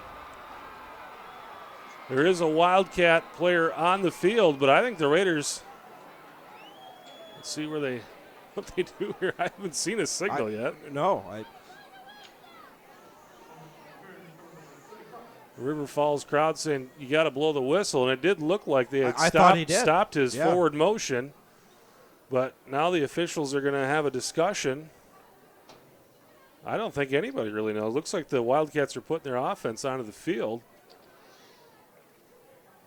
And you can see on the video here, and I want to point something out because I guess we don't have it here, but if John could pan back on the video, when an opponent goes down, and there he goes, the Hudson Raiders do something that I only see a few teams do, and there you can see it. Everybody goes down on one knee in a showing of respect and almost like a prayer that your opponent is not hurt seriously. I've seen them do it for years. I like it. It's something we don't. I'd like to see more sportsmanship in sports, quite frankly, especially at the higher levels. It seems like I see less of it every year, but I'm seeing it with the Hudson Raiders, and that's something that the coaching staff stresses here as we pan out here to see that, and hopefully everything's okay with this young man. Football's a physical game. Injuries are part of it, and we just hope that it's nothing too serious. Yeah, the not just the guys on the field, but it's actually the guys on the sideline, and really most of the coaches are down too. I saw some of the coaches moving around to go talk to some of the players, and they're moving around on their knees. There's a few guys standing up, but most of them are down on their knees. And the player is up on his feet, but being helped and very gingerly moving off the field, not putting any weight on that right leg. But it looks like the officials are giving the Hudson Raiders the football, the first down marker at the 12-yard line, and the end of the chains at the 2-yard line. That's Jay Paisley coming off for the River Falls Wild. And you're right. I guess Hudson did strip the ball before his knee came down, before he was ruled down. Boy, what a break. The young man that is coming off the field was the return man, and he is in a whole lot of pain. Charlie Richards setting up under center, and Diemel behind him. They'll give it to Diemel. Diemel slides through some tackles. Going to be a gain of around 5 for Dayton Diemel.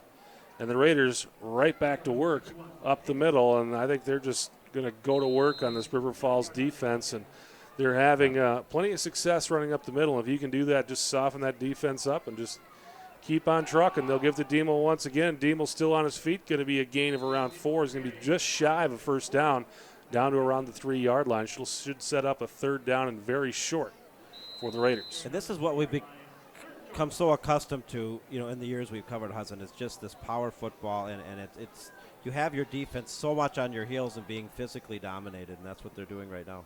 And it helps the defense as well. The defense stays fresh when the offense is on the field. They'll send Trapicio in motion. Now he gets set, and they'll give it to Diemel once again. Diemel will have the first down. We'll see where they mark it. He had first down yardage, and the official back up. But let's see where they put the football down. It's going to be close. Looks like they're going to mark it 4th down. So 4th down and about a half yard for the Raiders. Big spot here for the River Falls Wildcat defense, and it looks like Diemel's got first down yardage. He does, down to the 1-yard line, and that will set up the Hudson Raiders with a first down and goal from the 1-yard line. Chris, I'm looking across. There's a little bit of a later arriving crowd for Hudson, but they've got that visitors' bleachers, which is a fairly large bleacher here over at River Falls, filled up probably 90%. Looking good. A lot of fan support. Big crowd. They sent Diemel off the field. Bring Nick Holm in here, and Diemel must have been like, what gives, man? I've been picking up all these yards. They give it to Holm, and Holm is just short. Stopped by about a football length from the end zone, so second down and goal coming up. But Diemel picked up all those yards, got him down to the end zone. They put Nick Holm in. Looks like Jagger Marvin coming in now. Marvin will come in. It looks like Holm going out. Yeah. So Dayton Diemel set up behind Richards, and they'll give it to Diemel, and he's into the end zone. Touchdown, Raiders. Hudson Raiders lead it 27-3, 8:16 to go in the third quarter, and this River Falls team, with 1:23 to go in the second quarter, was up 3-0. Yeah, that's right. And it's gone really, really bad for them in the last 5 minutes of game time. The Raiders have outscored them 28-0 in 5 minutes of clock time. Well, a very opportunistic Hudson Raider team that's taking advantage of opponents' mistakes and capitalizing. And Bell kicks it through, and it's 28-3 with 8:16 to go in the third quarter. And as we talked about earlier during the halftime show, a lot of things can happen. Yep. Things can change for a program from year to year. That can happen in a game too. This game is totally turned around in a short span. Well, I think that Hudson's building off that momentum, that spark they had when River Falls kind of misfired there after Hudson had scored the touchdown, pulled ahead 7-3, didn't run a whole lot of time off the clock, had to punt from fairly deep in their own territory. Hudson didn't have to burn any of their timeouts because they went to the air, misfired that stopped the clock, and they had a couple of good runs, bang bang. You punched it in with 13, 14 seconds to go, and a 3-0 game became a 14-3 game, and they've just kept that momentum going and continuing to do the things that they do, particularly the power running game. River Falls has misfired, turning the ball over deep in their own territory. We got a 28-3 game. And the Wildcats have A new man deep as their other return man still laying on the turf over here. It looks like Conrad Daggett back to receive this Christian Bell kick. Daggett standing at around the 10-yard line, and Bell gets the Hudson Raider coverage team set and ready to go. Kick is away. It's a deep kick. Going to be fielded by the guy on the far side of the field, and I believe that is Ben Dumont, and Dumont will take it up to the 27-yard line. If you're the River Falls Wildcats, you gotta get something going. You gotta get something going now. You're down by 25 points, three scores. Anyway, well, actually 4 scores. Because if you had 3 scores and three 2-point conversions, would only put you at 27. They're in a deep hole, put it that way. So they got to get going and now. Yeah, they didn't get that possession of the fumble on that kickoff, so this is their first possession of the half, and they will hand it off to Daggett, and Daggett's going to be stopped short of the line of scrimmage. They may give him the line of scrimmage, so a gain of nothing there to start the half. Their first drive of the half. We're going to continue to wait for those score updates coming in from those 2 big battles in Big Rivers Conference tonight. Nate Globitz from the shotgun. Daggett next to him, and they will hand it off to Daggett. Daggett powers through one Hudson Raider, but doesn't get much going there. Gain of around 3 on 2nd down and 10 is going to set up a 3rd down and 7 for the River Falls Wildcats. 7:33 to play in the 3rd quarter, and the Hudson Raiders with a very fresh 28-3 lead. River Falls positioning themselves like they go through the area with a 4-receiver set and a shotgun, and then they're just running out of that shotgun formation. They'll fake the run, and they will throw it on the slant. That's the leading touchdown receiver for the Wildcats, Aaron Ballerjan. Ballerjan picks up looks like about 8 yards, and that will be a 1st down for the Wildcats. Good solid play, just a quick slant pattern. The pass was where it needed to be, when it needed to be there, and they converted that 1st down. And they'll give the Daggett this time, and Daggett able to find a little bit of room behind his lineman. Nice push there by the River Falls Wildcats. Didn't do anything fancy, just pushed the Hudson Raider defense backwards. And basically Daggett just ran until he fell into the back of his lineman, pick up around 4. Well, 6:46 to go here, 3rd quarter.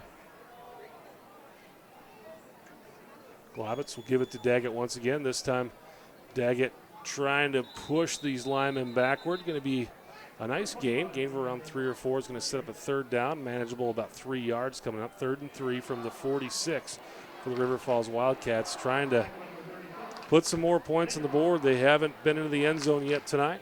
Started off the scoring with a field goal with about 5 minutes to go in the 2nd quarter, and that's been it for them so far. Globitz gets it out to Walkler. And Walkler is going to be short. Only gains about a yard or 2. So 4th down coming up for the Wildcats. Going to be about a 4th and 2. Let's see what Coach Jason Wolf wants to do. If I'm him, I go for it here. I mean, what do you have to lose? Absolutely. Down by 25, halfway through the 3rd quarter. Starting to move the ball a little bit, have a little bit of success with the pass. To me, you go. So Globitz will hand it off to Daggett. Daggett 1st down and more across the 50 down to the 46-yard line. So that will move the chains for the Wildcats. Well, we talked about Eau Claire North and some of the troubles they've had, and got a score update coming in from up north, up in Superior. The Superior Spartans at halftime up 42-0 over Eau Claire North. Wow. Yikes. This time Globitz out to Walkler once again. Walkler rolling through a couple tackles, gets down inside the 40-yard line. Going to be a gain of around 8 on 1st down. Sets up a 2nd down and 2. That will be the opponent for the Hudson Raiders next week. The Raiders, if they can finish their business here tonight, will have an opportunity at a win. And as you said earlier tonight, a very winnable game. And Eau Claire North really struggling here lately after a very good start to the season. And they will hand it off again. Going to be close to the 1st down. See where they mark it. And they will move the chains. Gain of 3 there for River Falls. 1st down and 10 for the Wildcats at the 36-yard line of the Hudson Raiders. Globitz with Daggett next to him. He fakes the handoff, gets it over to Gretz. Gretz pulls it in. Going to be down around the 30-yard line. Gain of around 6 yards. And We talked about what the Hudson Raiders do when they're successful. This is what the Wildcats do when they're successful, is short passes. They can usually turn them into big gains. The Raiders have done a nice job so far of not letting them turn into big gains. But this offense you're seeing right now, when the Wildcats are successful, this is what they do. They're going to fake the handoff to Daggett, and Globitz is going to keep it. Ball kind of out there in a bad spot, but he's able to hold on to it. It's going to be close to a first down, probably about a half a yard short. Well, it's the the spread it out philosophy. Quick hitters, slant patterns, most always shotgun. Sometimes even out of an open backfield with the five receiver set, kind of bunch formations. Loading up on one side, a lot of movement, and when you get into that rhythm, it works. Third and short, they'll give it to Daggett. Daggett's got the first down and more. He's down inside the 20-yard line, down to around the 19-yard line. That will move the chains once again for the Wildcats. Clock momentarily stopped at 3:47 to go in the third quarter. Hudson Raiders lead at 28-3 over River Falls, but River Falls trying to get something going here. Globitz back in the shotgun. He gives it to Daggett. Daggett fighting for yardage. He's going to pick up about 2. And if your River Falls is entertaining any thoughts of having a big-time comeback on their home field here in their home finale, taking the brown jug back, they have to put 7 up here. Yeah, I don't think you're going to see the field goal team on the field here for the Wildcats. And they will give to Daggett once again. Big hole for Daggett. Daggett down inside the 5-yard line is going to be stopped right at the 5. And it'll be first and goal coming up for River Falls at the 5-yard line. 3:19 to play here in the third quarter. And again, I just want to give hats off to the staff here at University of Wisconsin-River Falls and a fine facility renovation over here at Raymond Field. Globitz to Daggett. Daggett fighting his way. He's just shy of the end zone. Going to be stopped at about the half-yard line. It's a gorgeous field. We had the youth team down on it yesterday, and if you want to see some happy kids, try taking a 7-year-old out and playing against some college football players. Oh, that's great. That was fun. That's great. So Globitz from the shotgun, Daggett next to him, and Globitz is going to follow Daggett into the end zone. Touchdown, Wildcats. That will close the lead to 28-9 with 2:46 to go in the third quarter.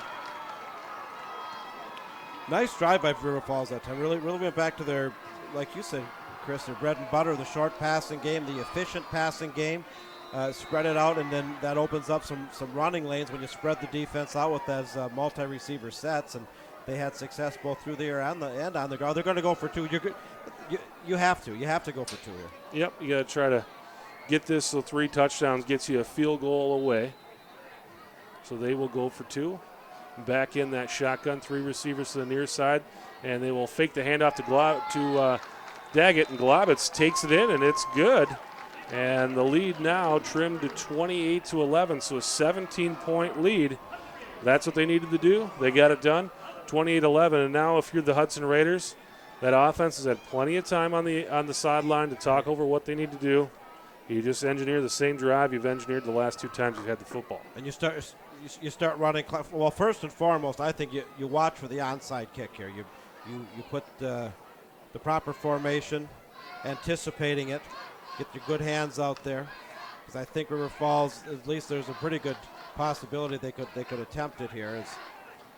They've drawn closer, still down 17, but that's something that can really turn the tide is when you have an onside kick that works. And you see it in the NFL, you see it in Division I college, and it definitely can work here in high school too. But nice drive for River Falls. Yeah, if it was me, I'm going to kick this away. Plenty of time here to go. All you need to do is get your defense to stop them. They haven't been able to do it lately, but at this point here, you'd be working with a long field. I'd kick this away, but we'll see what head coach Jason Wolf does for the River Falls Wildcats. Well, the other edge of the sword is if it doesn't work, you give your opponent very, very good field position, and Hudson has been moving the ball, so you're really in a disadvantage. Yeah. Well. So it's going to be a squib kick, and it bounces off one of the up men, but he's able to pull it down.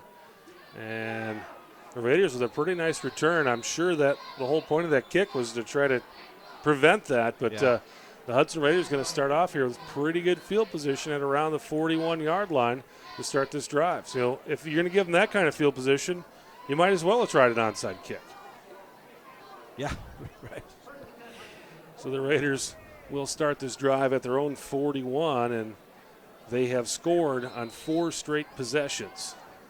Yeah, they've really looked like the Raiders of old in these last few drives here, just running very well. And Richards is going to keep it. They fake their run to Diemel, and a nice gain for Richards. Pickup of around 10 on first down, and that should move the chains to start this drive. Looking very similar to the last time they started in about this neighborhood, the first drive of the third quarter.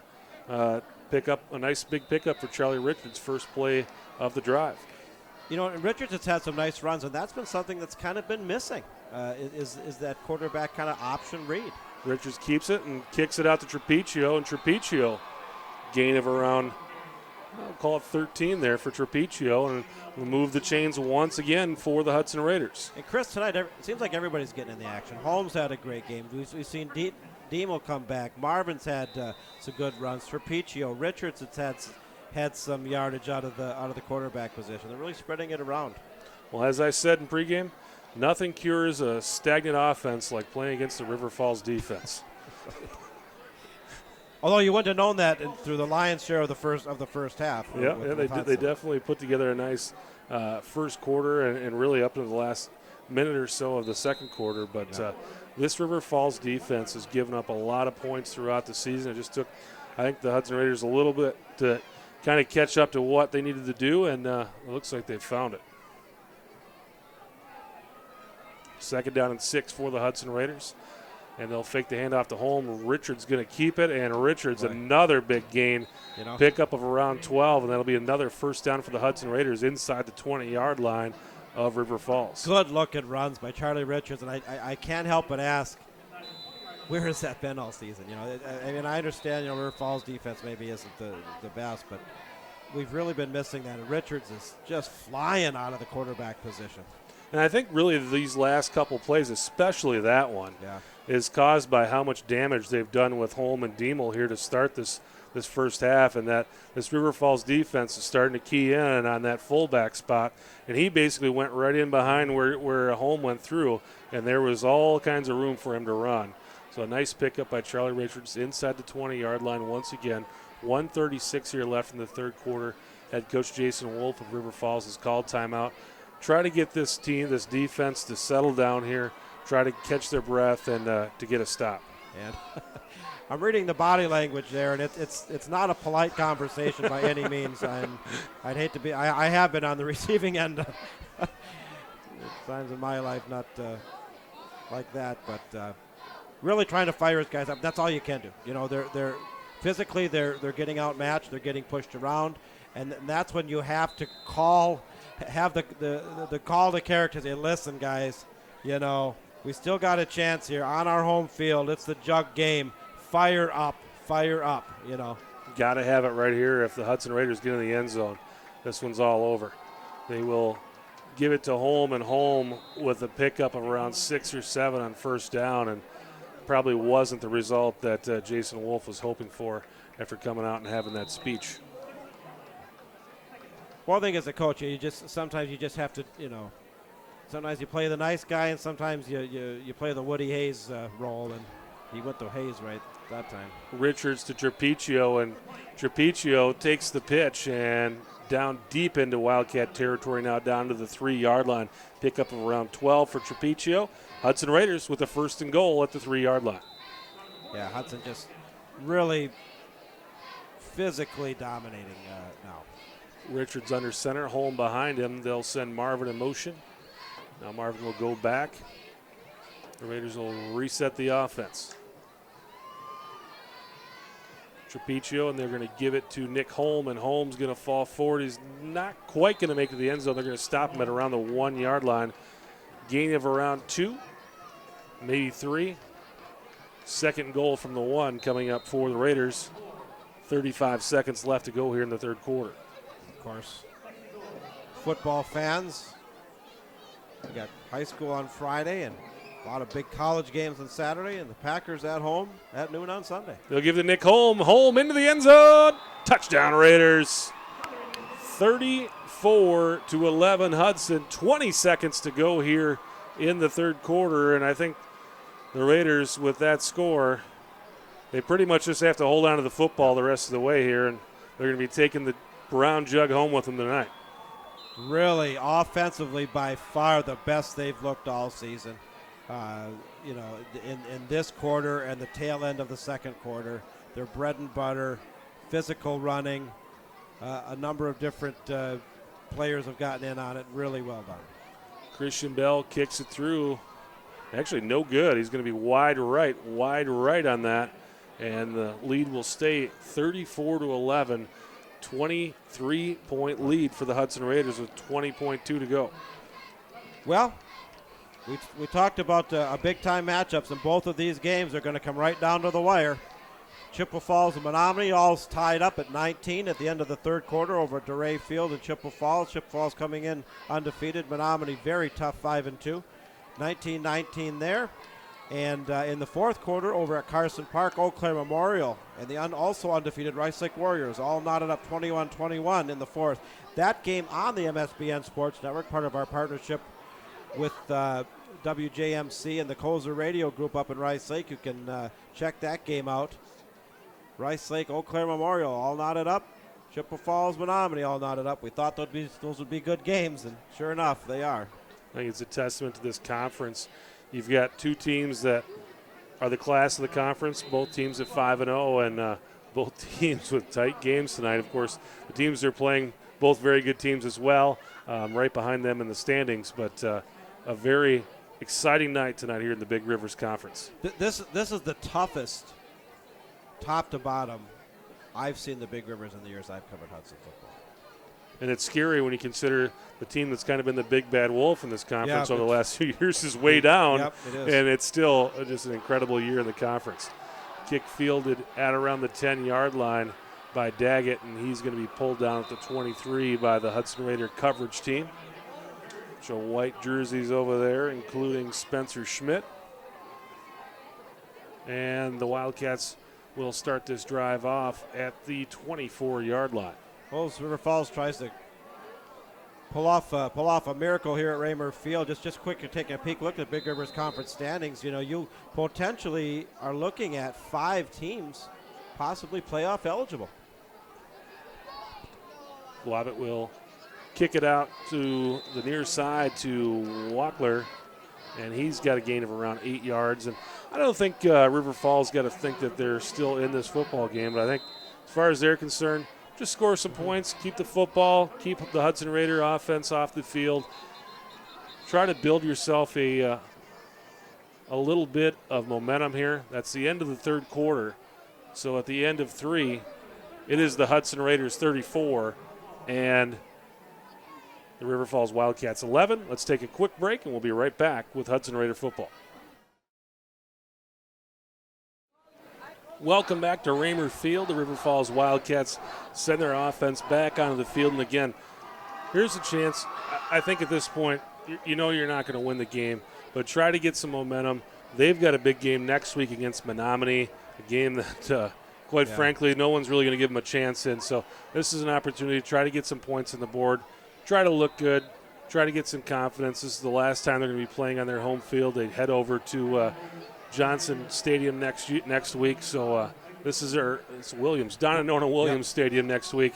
So this is a spot where they want to get something going, just to this is their last time at home field, look good in front of their friends, if anything. Well, it's about pride. It's about giving it all you have, regardless of the outcome, particularly for the seniors. This was senior night here at River Falls, and when the high school football career is over, it's over. You go on to other things, and you take away from it hopefully some good lessons that you can use later in your life. And I think it becomes more special to you the older you get and looking back. Yeah, this is going to be some times where you just kind of hang out with your friends and remember, hey, that one game. And a throw from Globitz down the sideline, going to be a pickup of around 30. Globitz to Clayton Rasmussen, and it's a big gain for the Wildcats, and will set them up in Raider territory down to the 27-yard line. Rasmussen, a sophomore receiver, took a hit from behind, and he's going to come off the field. But 1st and 10 for the River Falls Wildcats at the 27-yard line. Globitz throws a nice ball. He really does. And Globitz will hand it off to Daggett. Daggett puts the football on the turf, and the Hudson Raiders have it. And I believe that was Tom Geisler picking up the football, but basically Daggett just put it right on the turf, and it was right there for Geisler. And, you know, Daggett had a big fumble last week against Eau Claire North that really, when it happened, I think a lot of people on the River Falls sideline thought, this is a spot where we lose the game. Mm-hmm. And luckily, he came back and played the rest of the game very, very well, and River Falls was able to come back and finish that game. But, you know, he was on the sideline just dejected after playing just a heck of a game and putting the football on the turf. But he has certainly been the Wildcat leader on the ground this season. That run to Trapecio is going to be a gain of about a yard or two. But the last couple games has put the ball on the turf a couple times. Another update from Carson Park. Back and forth we go. Rice Lake and Eau Claire Memorial tie 21-21. Rice Lake has just scored and gone up 27-21. That one in the fourth quarter. That Rice Lake football team with an incredible offense this year. You talked about it earlier. They've just been ringing up the scoreboard, and they are going to be a tough team to contend with once they put these teams in the brackets. Going in Division III, I think it's all about how their defense holds up. Richards to Trapecio, short side of the field, going to be a gain of about a yard, and that will be a 3rd down and long here coming up for the Hudson Raiders. And this is probably the first time since midway through the second quarter that the Raiders have had a 3rd down and long. They've been picking up yards and 10, 11 yards at a pop, and just haven't had any. I think we've had a 3rd down in 3 or 4 drives. Well, and I think, you know, they're maybe going to take the foot off the pedal a little bit, get some of these second stringers in, and I always like to see that, give the guys that don't get a whole lot of action some action. Especially this season. I don't think the Raiders really haven't been in a position to do that, and that is Nick Holm, and Holm's going to pick up about 3, but he will be short of the 1st down, and the Raider punt team will come onto the field. So 4th down and 5 from the 33-yard line. Well, they're actually going to keep the offense on the field. Guess they're going to go for it 4th and 4. If they don't get it, I guess they give their friends south of them some good field position. So 4th down and 4 for the Wildcats. Well, maybe Richards is just going to try to pull them off sides, and they'll call a timeout if they can't make it happen. Back judge looking at his clock. 3 seconds to go on the play clock, and now the Raiders will call timeout. And I think River Falls knew the strategy, and sometimes I've been asked, you know, what exactly, you talk about this hard count, what exactly is a hard count? So where you vary the cadence of the snap count with the intention of trying to draw the defender into the neutral zone, draw him off sides, and that would be a 5-yard penalty. 4th and 5, you got yourself a 1st down, and sometimes it works, sometimes it doesn't, and Hudson going to punt it away. And the Hudson Raiders really do it not only with that hard count, but they also do it when they send that wing back in motion. And that was one of the things, we played a playoff game over in Wisconsin Rapids like 4 or 5 years ago, and the Raiders were called for a false start. It was like 8 plays in a row. I remember that. Because of that wing back. Yep. And the Raiders have used that wing back to draw guys as well. Not only do they use that cadence, but they use the way the wing back goes in motion, and he does it aggressively. I guess that's the only way you can describe it, is he does it aggressively. And whatever that motion is and however he does it, it works to draw guys off sides. And our quarterback went down, if you remember. He did, oh, shoot. Chiropractic. Miller. Yeah, Miller went down. Miller went down. And did they put in Holmes? I think it was Michael Holmes. Yeah, I think it was. They got called for 7 false starts in a row. Yeah, it was incredible. It was incredible. And I was calling that game with Joel Eby. And if you like calling a game with a guy who's passionate about his Hudson Raiders, Joel Eby's, there was steam coming out of his ears. I mean, it was 7 in a row. I know exactly the game you're talking about. It was that playoff. We lost 19-0, I think, right? It was a brutally ugly playoff game over in Wisconsin Rapids. And I think the Raiders, we had played them the first game of the year. And beat them. Yes. that's And that was true. something I think that coaching staff saw on tape, that whatever the Raiders were doing, and they were coaching the officials saying, you guys got to watch this. And it was incredible to see those flags fly. And that Wisconsin Rapids team went on to the state championship that year. This time, Globnitz hits Gretz, and Gretz is off to the races down the sideline, and he's going to be just short. Nope, they're going to call it a touchdown. So about a 65-yard touchdown, Globnitz to Gretz. And the River Falls Wildcat faithful have something to cheer about here with 8:18 to go in the fourth quarter, and they have closed the lead to 34-17.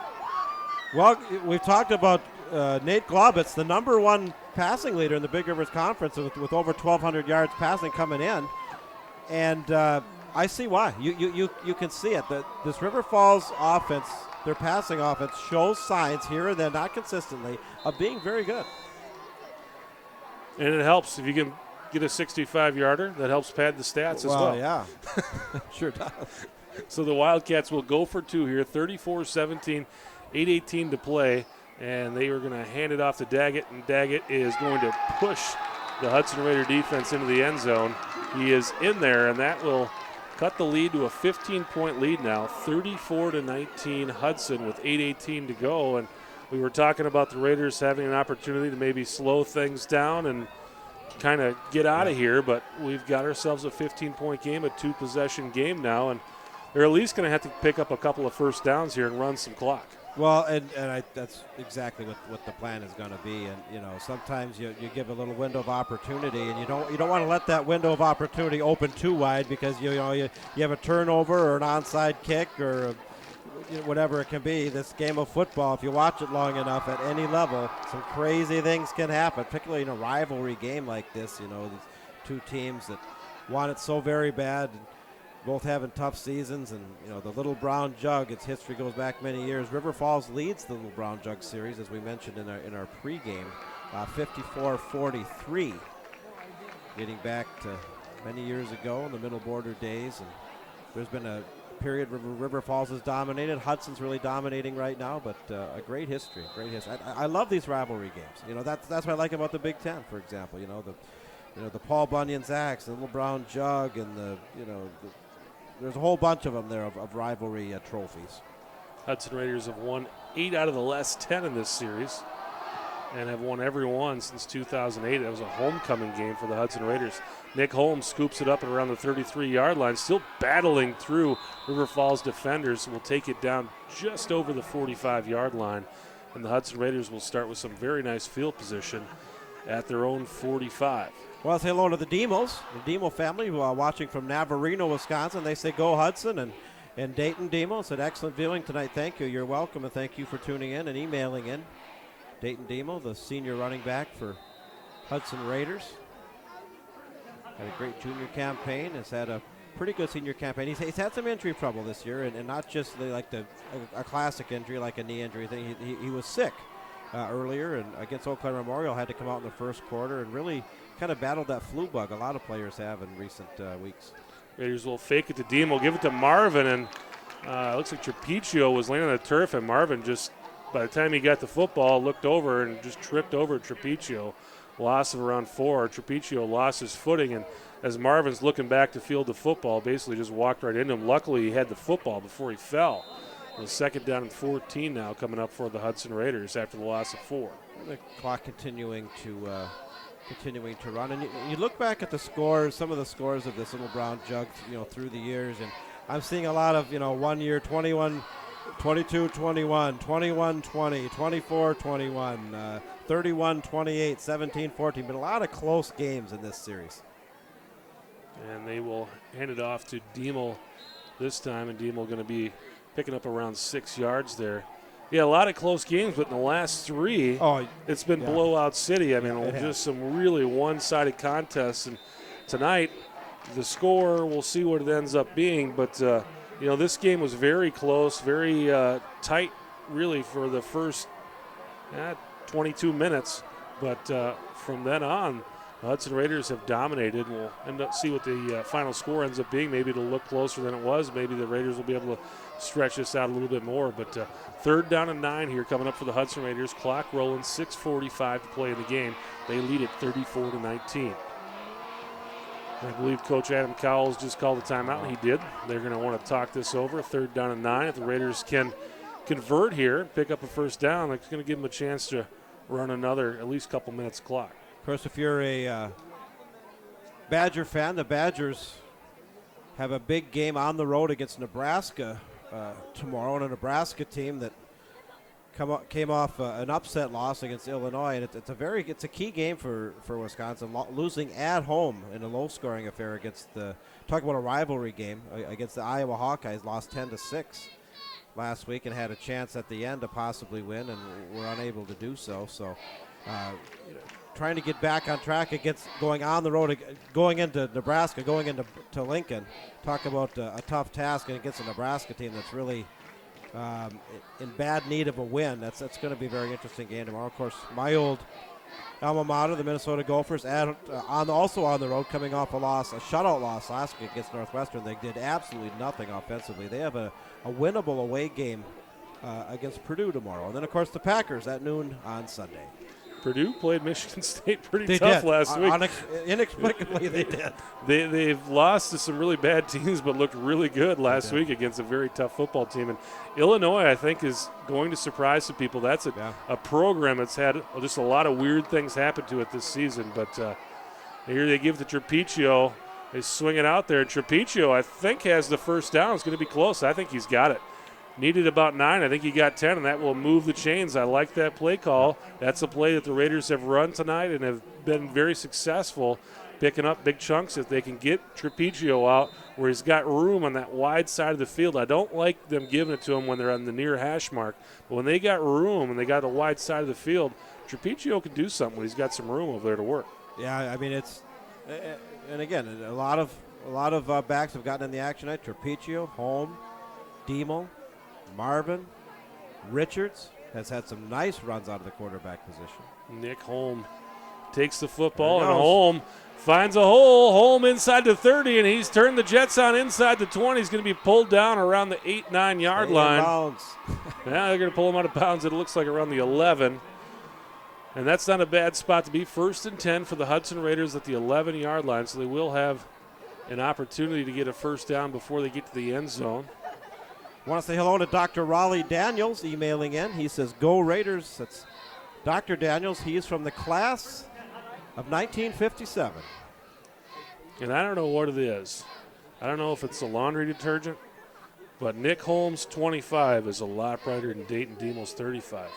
That's how I've picked up these guys. If I can see the 5 really brightly, it's Nick Holmes. If it's hard to see it, it's Dayton Demo. One is Tide and one's Clorox. You got to think about that laundry detergent when you're washing these jerseys. Yeah. So 1st and 10 from the 11-yard line for the Raiders. They give to Dayton Demo, and a nice job back there by the River Falls defense, swinging around from the end position and pulling down Demo after a very short game. Give him about a half a yard. Clock now under 6 minutes and rolling, though. Raiders lead at 34-19, trying to extend their lead deep into River Falls territory. And using a lot of clock as they should. You know, Hudson was going with that very kind of bang-bang, hurry-up offense that we've seen them throw at teams through the years, and now a little less so because they got a comfortable lead and really trying to melt clock between plays. Yeah, I don't think they huddled the whole first half, and they're going to the huddle now, and Richards is going to keep it, and Richards down to around the 5-yard line, going to be a pickup of around 5. It'll set up a 3rd down and around 3rd and 4 coming up here for the Hudson Raiders. And I am seeing a confidence in Charlie Richards tonight that I really haven't seen in recent games. He's gotten beaten around a lot this year. He's not a real big guy, and Hudson's had some offensive line problems with some injuries and some an inexperienced line to begin with, and he's had some struggles this year. There's no doubt about it. But Charlie Richards has played an excellent game tonight, particularly running the football. He's done well. He's not a great passer. The passing stats just aren't there. Hudson's tradition not a big passing team anyway, but they have not had a good passing attack this year. But this is the best I've seen him run all year by far. And I think that could be a product of the schedule. The schedule started out just brutally for this Hudson Raider team. And when you start off against those kind of teams, it's hard to get momentum. Had you played this game, game one, get some momentum, get some confidence built, maybe the season goes a little differently. But it's hard to get momentum when you start off the season with the schedule they have. And I'm sure that game with Arrowhead was scheduled several years ago when this Hudson Raider team had a hard time finding people to play them. And to them at that time, playing Arrowhead probably seemed like a really good idea. Had you known that this team was going to be a little down this year, maybe you don't schedule that game. But really that game was a game that the Hudson Raiders were very competitive in. But the Big Rivers Conference, they really started off with a tough schedule, played some of the top teams in the conference right off the bat. And it can be hard to start a season bad and to kind of shake that off. And to build some confidence, build some momentum is a big deal. Well, the Big Rivers Conference the Big Rivers team's collective non-conference record was 12-4. I mean, they're very solid, very solid. So 3rd down and 4 here coming up for the Hudson Raiders from the 5-yard line. Richards will go under center, and it is Nick Holm behind him. They'll try to draw River Falls off sides, and if they could get him here, this would give them a 1st down. But nothing happening. Audibling here, maybe. Richards resets the offense, and now they'll call a timeout. Good timeout. There was some kind of confusion there. So Raiders down to 1 timeout, but it's doubtful they'll be in need of timeouts here with a comfortable 15-point lead with 4:39 to go. Knocking on the door. If you didn't have the football, it wouldn't be so comfortable, but they are knocking on the door here. 3rd down and 4.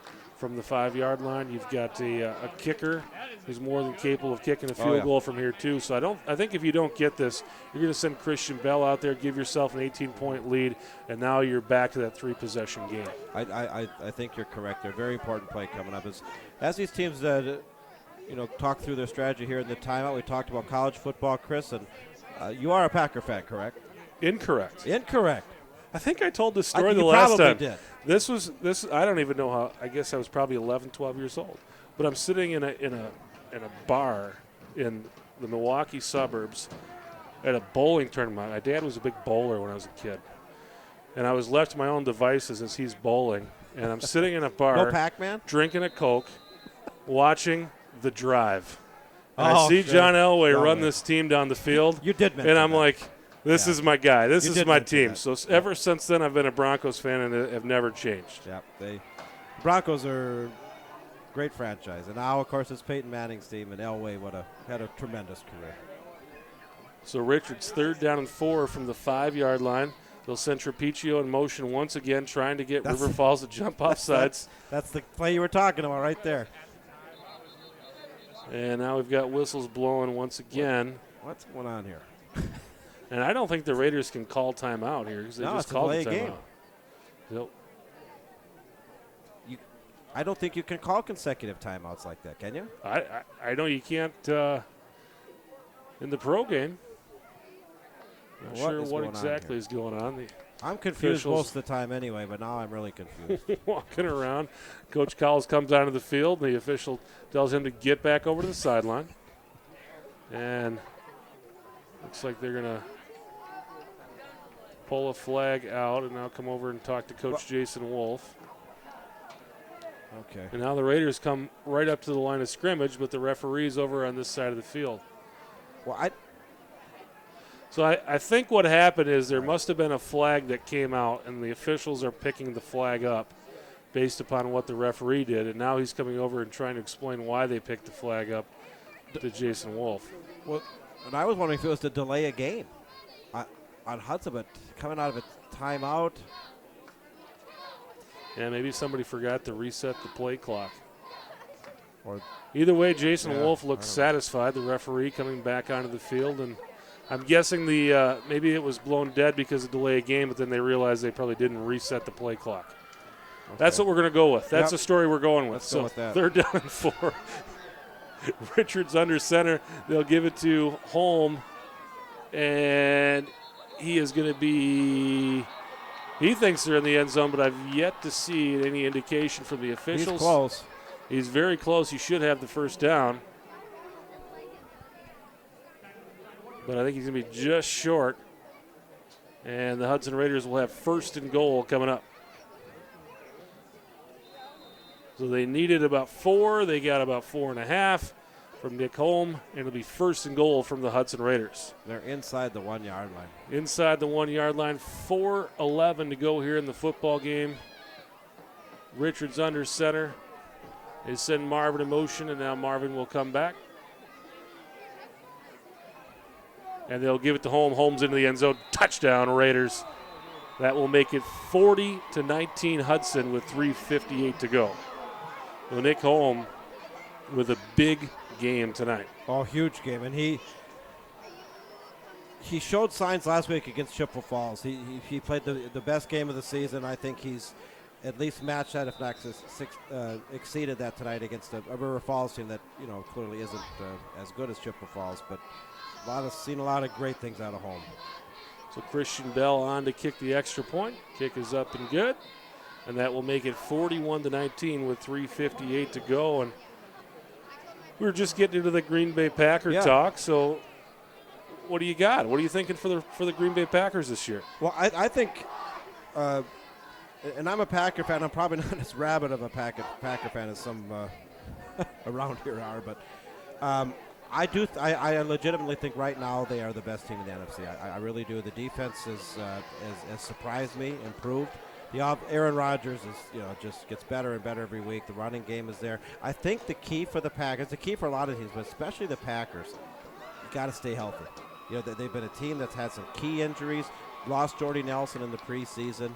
But bring in James Jones off the scrap heap, and he was there a few years ago. It's like, where did this guy come from? He's had an outstanding season.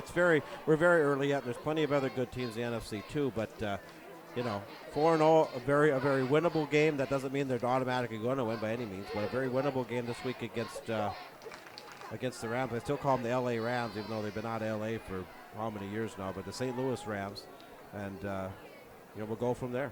The Broncos looking very good too. Broncos looking good defensively. The offense has struggled, and it looks like they're just trying to find an identity. Have not been able to run the football all season long. Tried to. They brought in the new coach, the former offensive coordinator of the Denver Broncos, Gary Kubiak, had been coaching in Houston forever, was the offensive coordinator for Baltimore last year. Brought him in. He has that zone running scheme, and that was the running scheme that the Broncos did so well the last few years of Elway's career, but they just have not been able to get the running game going. We were talking about Wisconsin. They had Monty Ball. They brought in an early second-round pick last year. They cut him. Yeah. I mean, and really he struggled last year. Just was not good. And I wasn't shocked to see them cut him because he just wasn't good. I mean, I'm not sure what happened. And sometimes, especially with these Wisconsin Badger running backs, sometimes they don't translate to the pros very well. Now, this young guy that's playing for the Chargers right now, he's looking really good. The guy that put up some Melvin Gordon looking real good with San Diego. But sometimes it can be hit or miss with these running backs coming into the NFL. You've got a Wisconsin football team that prides themselves on the offensive line, and when those runners play at Wisconsin, there's usually some holes for them to run in. And then you get in the NFL, those holes close up much more quickly than they do in the college game, and some of these guys just have a hard time catching up with that. Yeah, ask Ron Dane. Ron Dane, luckily, was just way stronger than anybody else, was able to sustain a career for quite a while, but never had the career he had in the college game.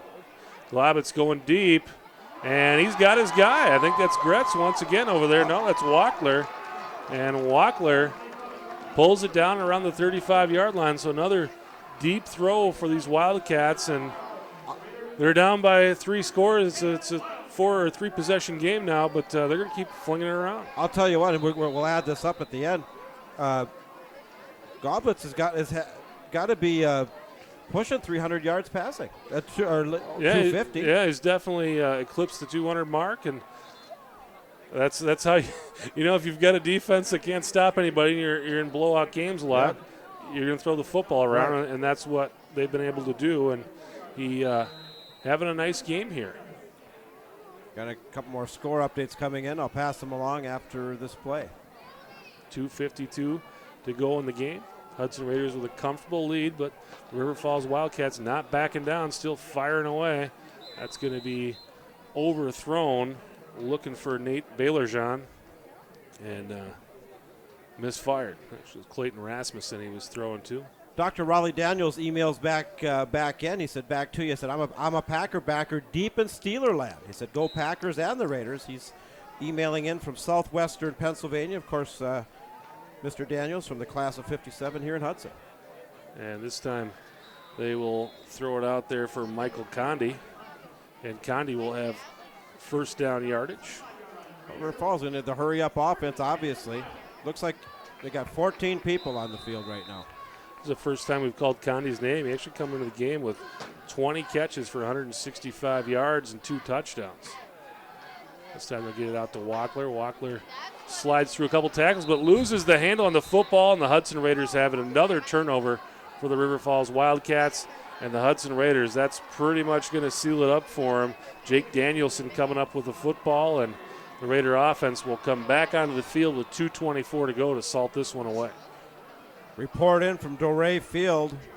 Big Rivers Conference title implications in this one. We talked about it. One of 2 big games. Chippewa Falls and Menominee all tied up at 19 going into overtime. Wow. Joe Labuda and Chuck Rakovic, I swear they're both Hall of Fame coaches. They've probably got close to 400 wins between them. You know, Joe Labuda's been at Menominee since '89. I think Chuck Rakovic has been at Chippewa Falls since '85. And boy, they've 2 veteran coaches going at it. Here's something you might not know about both of those guys. Joe Labuda is a big-time duck hunter. Guy's got some great hunting dogs, big-time duck hunter. And Chuck Rakovic's wife, Roxy, has a voice like an angel. Ah, She's recorded some albums. really? Just beautiful I'll be voice. darned. Yeah. I didn't know that. Chuck, not so much. Chuck, not so much. Kind of sounds closer to Joe Labuda than his wife. I see. I spent a couple days behind the scenes with Menominee back when they were the Indians, back in Joe Labuda's heyday, probably around 2003, 2004. Oh, yeah. Got to spend State championships. Got to spend some time with them, and just, you know, as a Hudson Raider fan and calling these games for the Raiders over the last few years, you know, there's not a lot of love lost there, Oh, yeah. and no one really in Hudson has much good to say about Joe Labuda, but it was a really fun couple days. And Joe Labuda definitely has an ego about him and definitely has some things that you could say maybe you don't like about him, but he was just a hoot to hang out with. And the guy's got some funny stories to tell, and he's got this voice. Yeah, let me tell you about what happened this day. You know, it's hilarious to hang out with them, and it was a good time spending a couple days with them and just kind of finding out what makes the guy tick.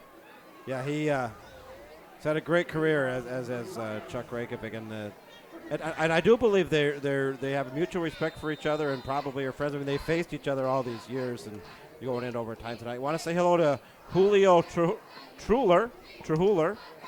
He says, "Go Raiders!" Keep those emails coming in as we wrap this one up.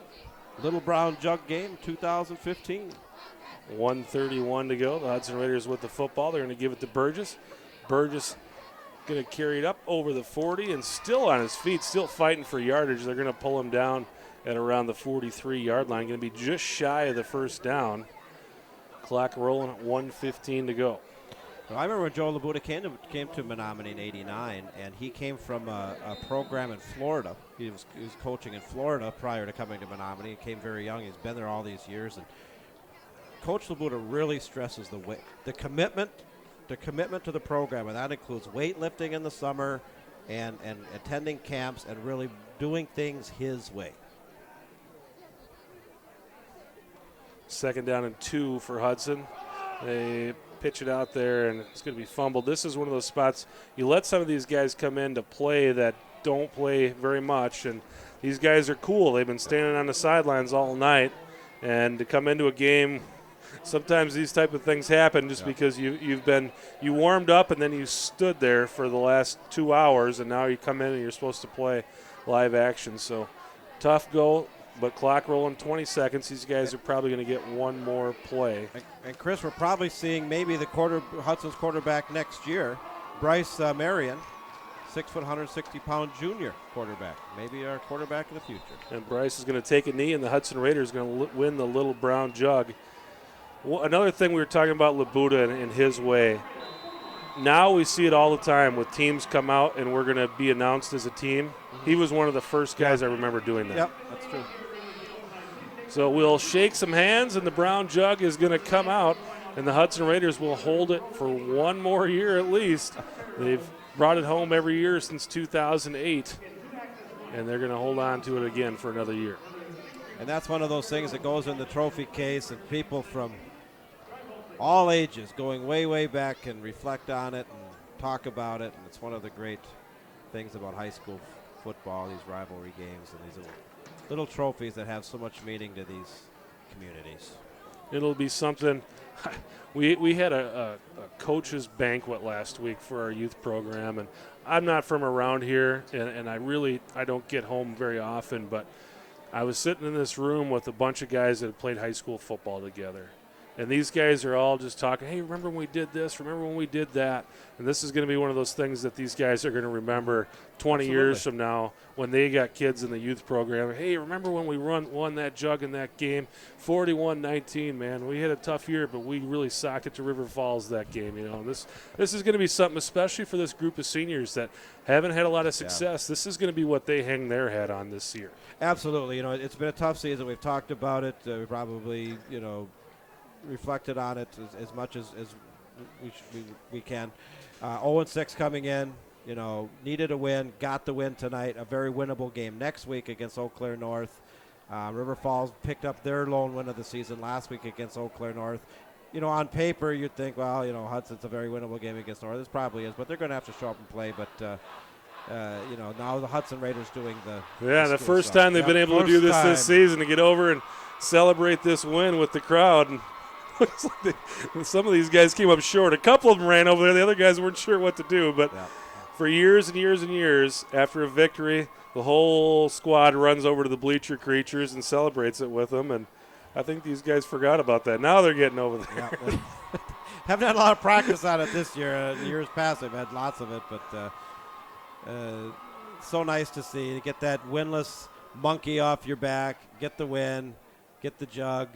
Kind of takes the sting off the losses earlier. Jenny Hansen writes in, congrats to Charlie Richards and the team for a win on the jug. Way to go, Hudson. And I agree with Jenny. It's Charlie had senior quarterback Charlie Richards had a real nice game tonight. I saw him running with the confidence that I haven't seen him have a lot of.